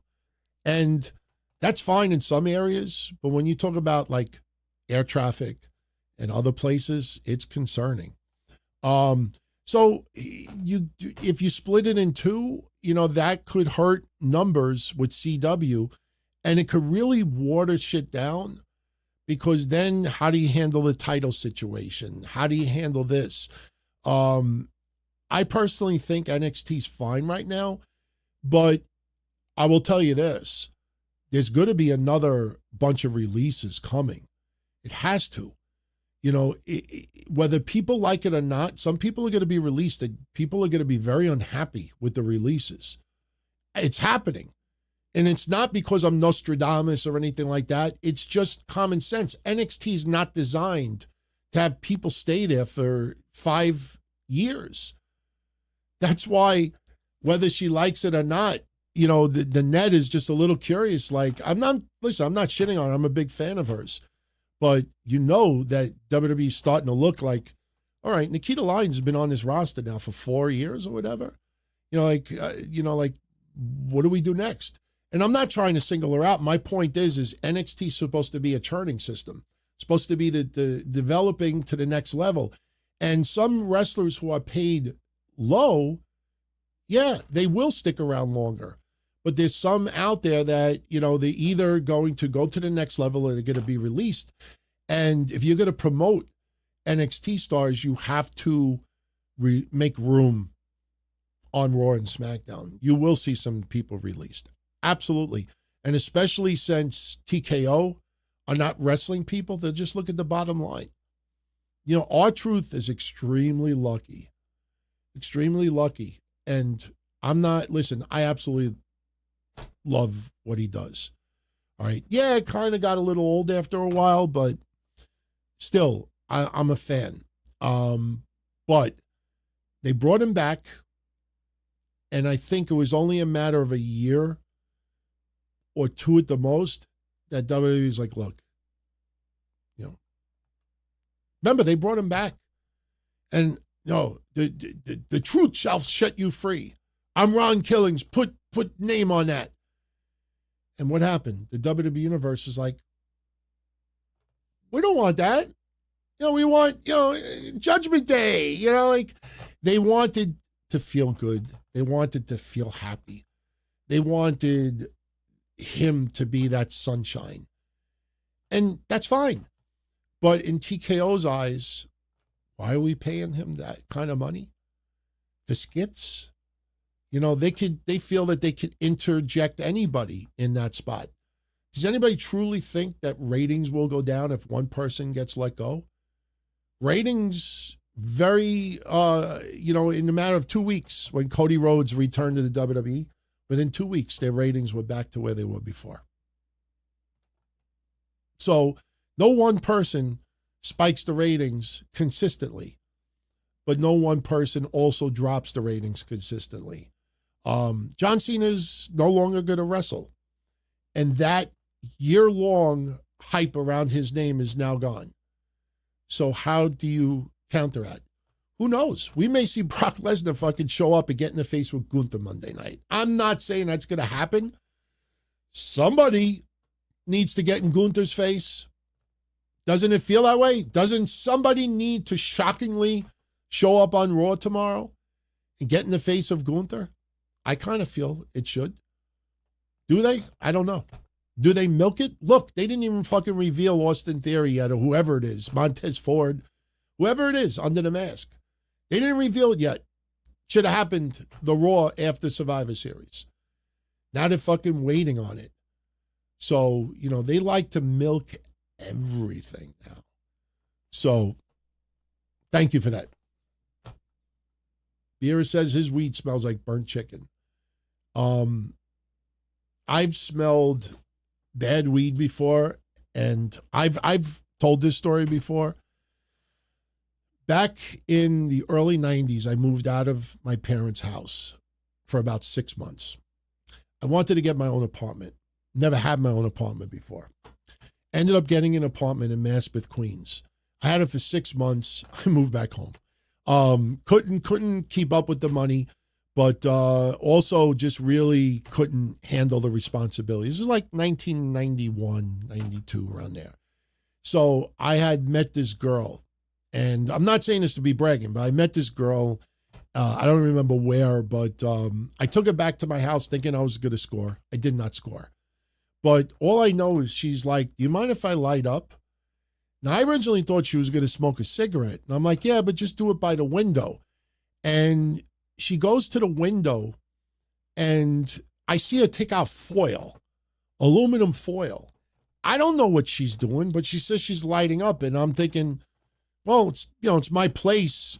Maybe I'll score. I don't know. And I think she lit up, what is it? Acid or whatever. I don't know what they use the foil for. All I know is it smelled like burnt chicken. That's why I always use the burnt chicken reference. Whatever she lit up, it smelled burnt. And she got burnt. And I still didn't score. I still didn't score. I think it was, I don't know what you would, all I know is it was foil and she lit it and it smelled like burnt chicken. This is 1992. I don't do drugs, my friends. I experimented a little bit way back when because I thought I was cool, but no, it wasn't crack. That I know definitely was not crack. Oh, I know what it was. I think it was angel dust. Trust me, I've never been around a crackhead. Never, ever knew any of my friends. Actually, my friend Kenny, there was rumors that he was doing crack. But, no, never, ever. Oh, no. That was, when I grew up with New Jack City, the movie, and a lot of that crack stuff was legit true. I remember a lot of my friends, they would like, all right, a little bit of the white powder is all right, a little weed is all right, but crack? Oh, no. So, I think it was angel dust. I don't know, but I stay away from that, so. All right. Let's wrap this up in 5 minutes. I know we were originally going to go 2 hours, but, listen, we have great conversation. I could stay a little bit over time. So, SM Punk, am I glad Cena didn't take off his jorts as well? I'm glad he didn't take off the socks. When he took the sneakers off, I saw the You Can't See Me socks, and I was like, all right, are those coming off too? Then I kept thinking about that fucking award ceremony when he came out with no clothes on. The funny thing is, I'm not kidding. See this thumbnail? If you saw the picture of him doing a salute, like it was from the waist up, and originally I was going to try to Photoshop him doing that and the bottom of his body being from the award ceremony where he's got his hands on his junk. But then I realized he can't do it because he's got his hands covering his thingy and he's also saluting.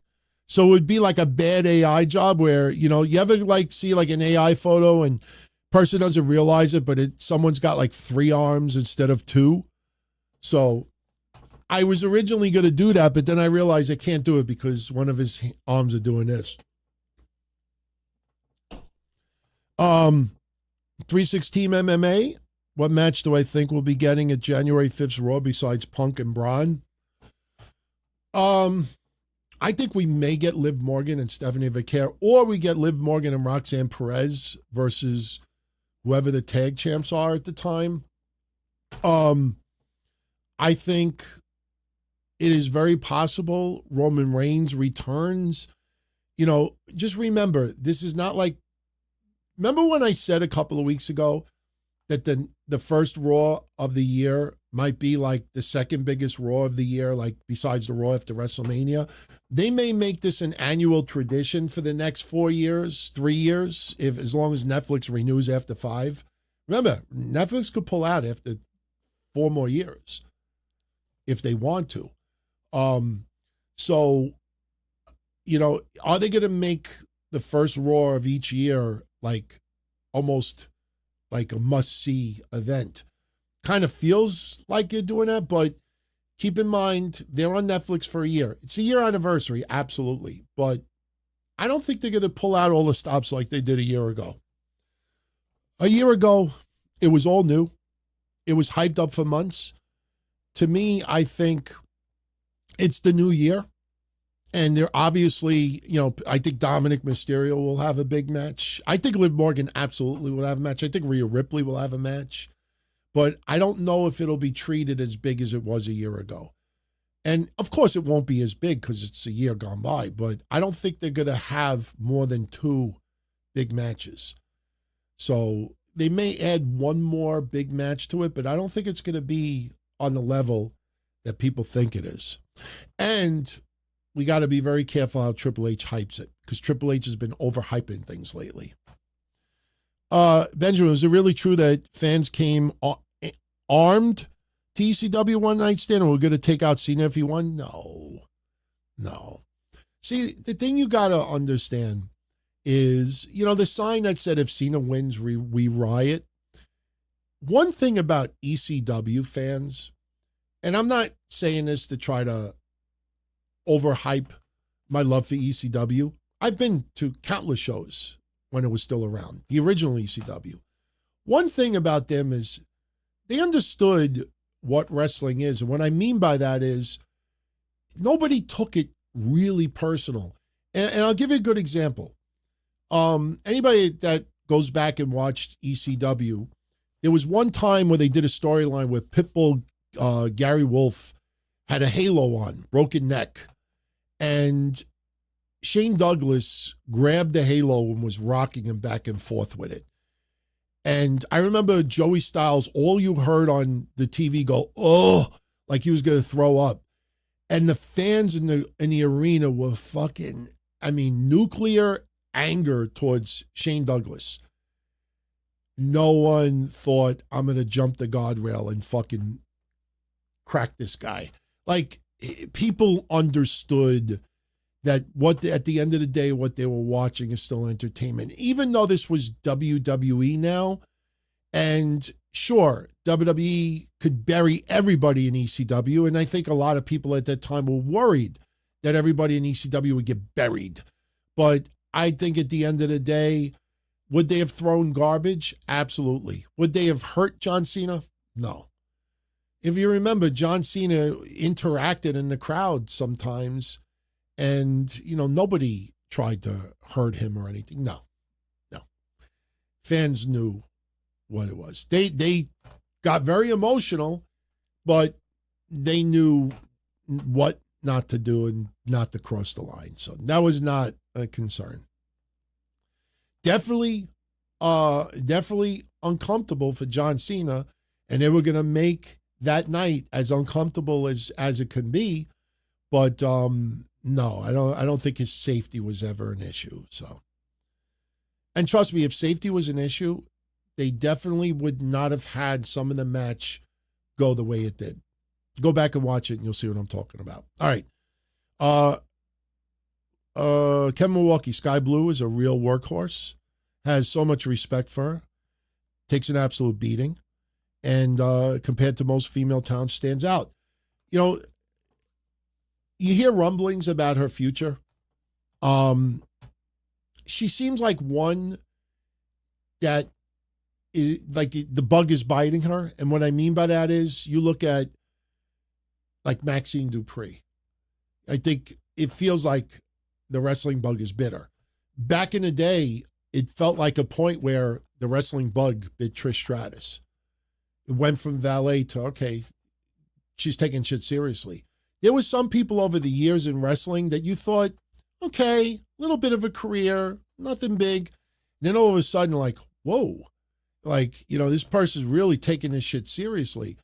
And Sky Blue is definitely, listen, I don't know in AEW how far they would let her go, but, she's definitely improved and she shows that she's serious about it. That obviously is a big deal. Will she get on WWE's radar? Why not? Why not? I don't know how far she goes in AEW. But fans have acknowledged, and let me tell you something. I'm not trying to compare her to Gunther or anybody else, but one thing the fans of today do that I really appreciate is they acknowledge the ones who not only take wrestling seriously, but are very respectful to wrestling. And the first name besides Gunther that comes to mind, I'm talking about, wrestlers that have not been on the main roster for 10 years. The first person that comes to mind to me all the time outside of Gunther is Dominic Mysterio. That week that he main evented Raw, SmackDown, and NXT the same week, and when he went to NXT, to me, was the turning point for me with Dominic. Dominic is someone that absolutely respects wrestling. I'm not saying that others don't either, but fans acknowledge that, and they understand. Listen, Gunther's going to get booed out of the building tomorrow. But at the core of all those fans, they know how much Gunther respects the business. And Gunther, years from now, it was an honor to be in the ring with John Cena for his final match. People get it. And they know how much he respects wrestling. And that is very, very important these days. Especially when you hear some wrestlers, and I don't know if Logan Paul still fits that list, but you've heard enough wrestlers who have been around for a while saying that there's too many people today that are just in it for a paycheck, that don't take it seriously. I don't know who those people are. You know, and I'm not saying the people who say that. I'm saying, like, I don't know who they're referencing. You know, like, Logan Paul, I would have said that up until a while ago, but outside of him, I don't know. I don't know who they pertain to. I mean, you know, we see a release here and there in NXT. Somebody wants to get paid more, but, you know, I don't know if that has anything to do with it. So, all right. Linkmaster says Victoria would have thrived today, the 2003-2004 version. Oh, I think so. I think so. Her character was still pretty unique. You know, I liked, you know, her being like, you know, very, very loose cannon like. And, you know, when her theme song was great. All the things she said, I think that, I don't remember the name of it, but when she left to go to TNA, you know, I remember Kevin and I covered in real time. We thought she was retiring. And next thing you know, oh, here comes, Tara was the name, I think it was. And people were like, what? Huh? I thought she was retiring. And then it felt like she kind of like did that to get out of WWE. I mean, we didn't know all the details at the time, but that she definitely, I mean, I enjoyed her gimmick in 03-04. She definitely, and I'll tell you, she signed a Legends deal. Why are they like not showing her at all? You know, I mean, she's done podcasting for years. She talks about wrestling every week. This is someone who still loves wrestling. I don't understand why WWE does not celebrate her a little bit more. I don't get it. I don't get it. And it's not, well, you remember when she burned? That's a distant memory. So I liked her stuff. I think she definitely could have excelled today. If she was in her prime right now, sure. And she had a unique look. You know, she's like Italian meets Elvira, you know, with the long black hair and everything. Like, she definitely had a unique look to herself. She's not someone that needed to dress slutty either. You know, I mean, you remember back in those days, you know, some women really need to showcase their assets a little bit more. She had a look that she didn't need to go down that path. Just kind of a little bit of a psycho, but also could work too. And she could talk. So, yeah, I think if she was in her prime right now, I think she could do it. Wow, this is strange. I have a bunch of autographed stuff on my desk. I didn't even know I had this. I don't know why I have this. It's a Matt Riddle autographed. I don't know if it's his rookie card in WWE, but it's like PSA 9.5 out of 10. I don't even know why I have that. It was just sitting in front of me. I'm like, where did that come from? Yeah, anyway, I'm in a jet. I want to thank everybody for joining me tonight. We ended up going a little bit longer, but you want to know something? Under the circumstances with John Cena having his final match, I definitely wanted to talk, but very importantly, other than those couple of statistics that we shared, I mean this sincerely. When I watched it yesterday, I did not take a single note about what I watched. The only thing I wrote down was like one sentence that I did not want to forget to mention. And the reason being was because I wanted to be a fan. Not a podcaster, not a journalist, not an opiner, not someone that's recapping it, not doing moves. Sal Ruka was fucking awesome. The tag match should have gone 5 extra minutes. You know, there was definitely things that got my attention. Obafemi and Drew McIntyre I think would be fucking great. You know, just there was things, but I wanted to just sit back last night and be a fan. Just watch it. And I honestly did not go on social media the entire time it was on. I swear on God, I didn't go on Twitter once while it was live. As soon as it ended, I definitely wanted to see a reaction. But I just took it in. And as I'm watching it, and they're showing 8,570 days, and I was like, holy shit, we covered every single day that he was around. From the beginning, when he was still working, with the fucking blonde fucking hair in California, for Roland Alexander, I think his name was. And, seeing him developmental with Brock Lesnar and Randy Orton. I think Shelton Benjamin was coming up around that time. And you see Batista, doing some stuff as well. And just seeing, just the prototype, and thinking when he first came up and interacted with Kurt Angle, but not only that, getting that sign of respect from The Undertaker. And, just seeing it build. And then suddenly you got Thugonomics and Word Life and, just everything that we saw at that time and how over the top crazy it was. And then, you see him actually rapping, and motherfucker, that fucking rap video, the music video for Bad Bad Man. Oh my God, I can't tell you how many times I watched it recently. To spoofing the A-Team and seeing all of this. And then, WWE started going PG in the mid-2000s. You started to see it shift and, starting to become the superhero and everything revolving around him. And, fans started to get a little bit tired of it quickly, because some things that a lot of you may not realize. And again, this is just me being a fan right now, not having to take notes.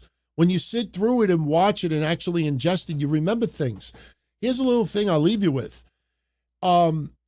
ECW One Night Stand, him versus Rob Van Dam. Think about the time frame, middle 2000s. Think about Cena's debut, 2002-ish, around that time. So he was not doing that much for that long. And here we are only a couple of years later, and it's already at the point where fans are fucking throwing his shirt back at him. You can't wrestle. Just really shitting on. It's like, holy shit. They turn on him that fast in such a short amount of time. Thugonomics was not around as long as we thought it was. It wasn't like he was wrestling 10 years on the roster, and then people like, same old shit. You can't wrestle. It was very, very short amount of time. And it was kind of strange. But at the same time, you would see some of what he did before he came up. And I'm not comparing it to Hogan in Japan, but you always knew that he could do a little more. But WWE is the one that had him do the 5 moves of doom and all the other stuff. And people got angry with it. And then, he became the larger-than-life babyface for the kids and for the girls and for the guys. Let's go Cena sucks. And that became kind of an entertainment in itself. Then you got the stupid inspirational speeches. I lost, but I get up. You paid a ticket. You have every right to cheer who you want, boo who you want. Passion. And that got old. Then you had, and I'm just summarizing, just whatever comes to my mind. Then WWE realized, we got to give them Cena back a little bit. And fucking, you had that purge, I think it's SummerSlam, where Brock Lesnar just beat the shit out of him.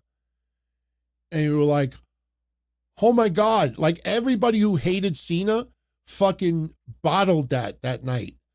It was like, that was nice. And then it was right back to where we were. And then the turning point.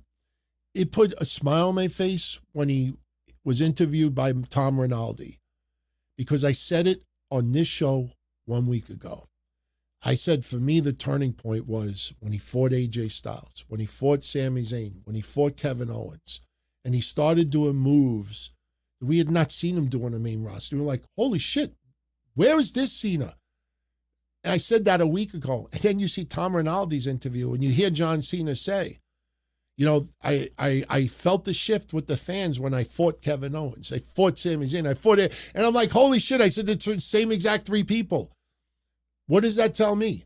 Not that I'm a genius, but I'm like a lot of other fans out there.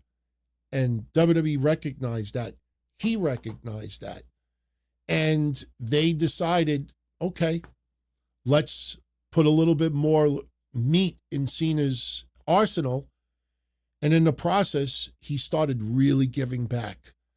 That was the turning point. Cena at that point became the complete package. He became still superhero, but at the same time, helping some of the stars of tomorrow, not being selfish, giving people a quality match in the process.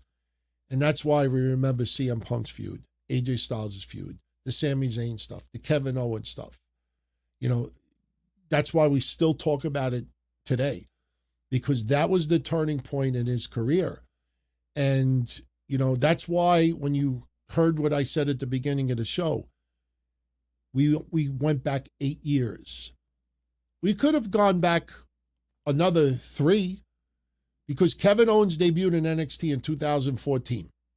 So I guess the stuff with Cena was 14, 15. That's about 10 years ago. So we could have gone back 10. I went back 8 because that was the turning point where Cena started to pull back on his matches. And as I showed you, it was, not a dominating career, but the tag team matches. The tag team matches. When I saw that, I just noticed it because I was looking just for singles matches and pay-per-view matches. But then I started to see win, and they're all tag matches. And I'm like, oh, let me just focus on the tag matches. And then I counted 29 tag matches in the last 8 years, 28-1. And that's not him being selfish. That is, I'm going to help elevate the people that are on my team. And it's almost like, okay, how do I give back the people I just defeated? I lost to them in one-on-one matches. You see it all come together. And I'm sure it wasn't like a conscious formula on their part. But when you look at all of this, you're like, okay, all right, I get it. And I'm not going to say my opinion is better than anybody else's out there. But what I will say is that I had the privilege of commenting on his entire career. And when you watch it in real time and you feel it in real time, when you reflect on it, things sometimes become clearer. A lot of the reaction, the TikTok videos you see in today, the people that spend all that time adding the text and that stuff, if you look at the age of a lot of those fans, they were watching old Cena on the WWE network, because they were in diapers. In some cases, weren't even born yet, but mostly in their diapers. So they're trying to understand or guess or try to figure out what it was like to deal with the first 5 years of Cena. Watching footage without experience of week in and week out and week in and week out, you could never, ever be able to recreate that. You know why? Because every week that Kevin and I were covering it, we were taking calls and we would discuss it and we would hear other people's reaction and they would agree, disagree, and it would be a weekly discussion, some weeks more than others. You can't create that if you didn't live through it. Nobody's fault if they weren't alive yet or weren't old enough yet to understand it. But even like the Attitude Era, people in AEW, fans, wanted a war like the Attitude Era so much because they didn't experience it and only know it from documentaries and interviews and stuff like that. What did it feel like? What is it like? Oh my God. And you can't blame them. So you got a little bit of it with NXT, and that's why it became such a hardcore fight every week. Because, if you don't live through something, you want to be able to experience it. God, what was it like at that time? What was it like when WrestleMania first came out? What was it like when the business was still really protected? So to experience Cena from prototype to last night, it's quite amazing. I mean, and I don't know if we'll ever come across that again. I know I certainly will not be covering anybody for the next 20 years from the beginning of their career to the end of it, but there's others. We've covered CM Punk since the beginnings. We've covered others since the beginnings. We've covered Brock Lesnar since the beginnings, Kurt Angle, and a bunch of others. So there's others that we have covered. But Cena is very different because he was the number one guy probably longer than anybody else, although part-time the last bunch of years, but still, synonymous. You see the level of respect that's being thrown his way, especially the last 24 hours outside of wrestling.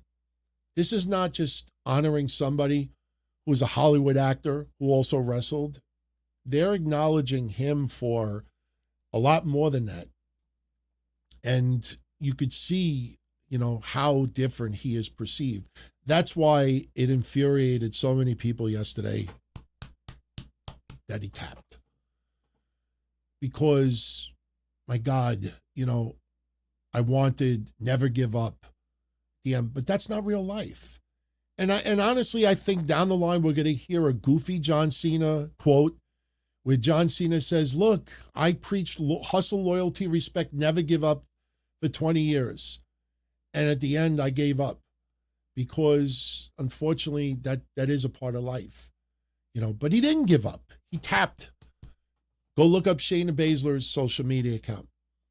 She makes numerous posts explaining the difference between giving up and tapping out.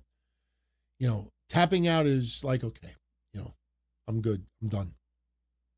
You got it. That's not giving up. It's this. Again, right now it's raw emotion. In time, it'll make more sense.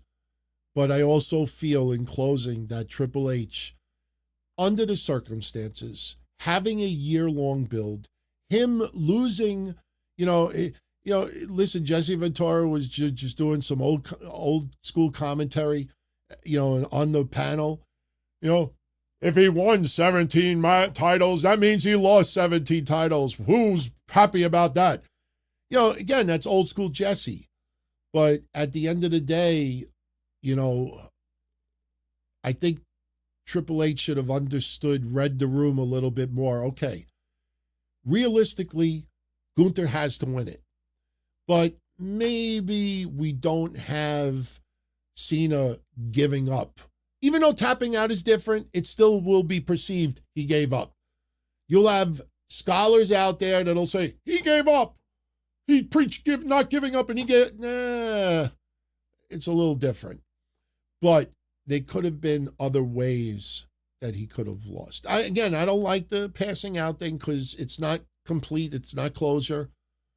I never tapped out. I never submitted. I just passed out, and you feel like, okay, well, we need another match to really make a clear and concise outcome. So, but I don't get paid enough to be in that position. So, my friends, I'm out of here. I hope you enjoyed this episode. This was great. It ended up being pretty much all about John Cena, and I think that's the right way to go. We could definitely continue our conversations about everything else in future episodes, but let me know what you thought. Give me your opinions. You're welcome to post in the chat, in the comment section. How do you feel about last night? Did I change your mind at all? Do you agree with me? Do you disagree with me? How do you feel about Triple H situation? Is it more than just the outcome of the match? Last night felt like a hell of a lot more than that. So I'll be live tomorrow night right after Raw. DTKCDiscord.com. DTKCDiscord.com. It is free. Join me live. I'll be there immediately after Raw goes off the air. if my voice will allow me, and I'm sure it will. And we'll recap Raw. If we get any news coming out in the last 24 hours, we'll cover that as well. I'm sure we'll have some tidbits of stuff to get into. And we continue on. So be well, my friends. And thank you as always. Much love. I hope you enjoyed this episode. I honestly did not know where this was going. I will apologize for that no audio with David Otunga earlier. If there's a way for me to splice it in, I will. But on the audio replay, the audio will be there. So I'll make sure it's spliced in there. In fact, I even think on the video replay on the website, I think we could probably finagle that as well. But all right, much love. Catch you on the next one. As far back as I can remember, I always wanted to be a podcaster. For me to live any other way was nuts. To me, those goody-good people who worked shitty jobs for bum paychecks and took the subway to work every day and worried about their bills were dead. I mean, they were suckers. They had no balls. If I wanted something, I just took it. I ran everything. I paid the bills. I paid the host. I even paid the masked maniac. Everybody had their hands out. Everything was for the taking. We always called each other good fellas. You would always hear from somebody. You're gonna like Don Tony. He's all right. He's a good fella. He's one of us. But if you're part of my crew, nobody ever tells you they're gonna get rid of you. It doesn't happen that way. There weren't any arguments or curses like in the movies. See, your haters come with smiles. They come as your friends, the people who've claimed they care the most for your life. And now that's all over. And that's the best part. Today everything is different. There's lots of action. I don't have to wait around for everything like everyone else. Oh, I didn't get the vaccine? Fuck you, vaccine me. Oh, your delivery guy has COVID? Fuck you, feed me. Right after I moved here, I ordered egg noodles and ketchup, and I got spaghetti with meat sauce. I'm no longer an average nobody, while they get to live the rest of their lives like a bunch of schnooks.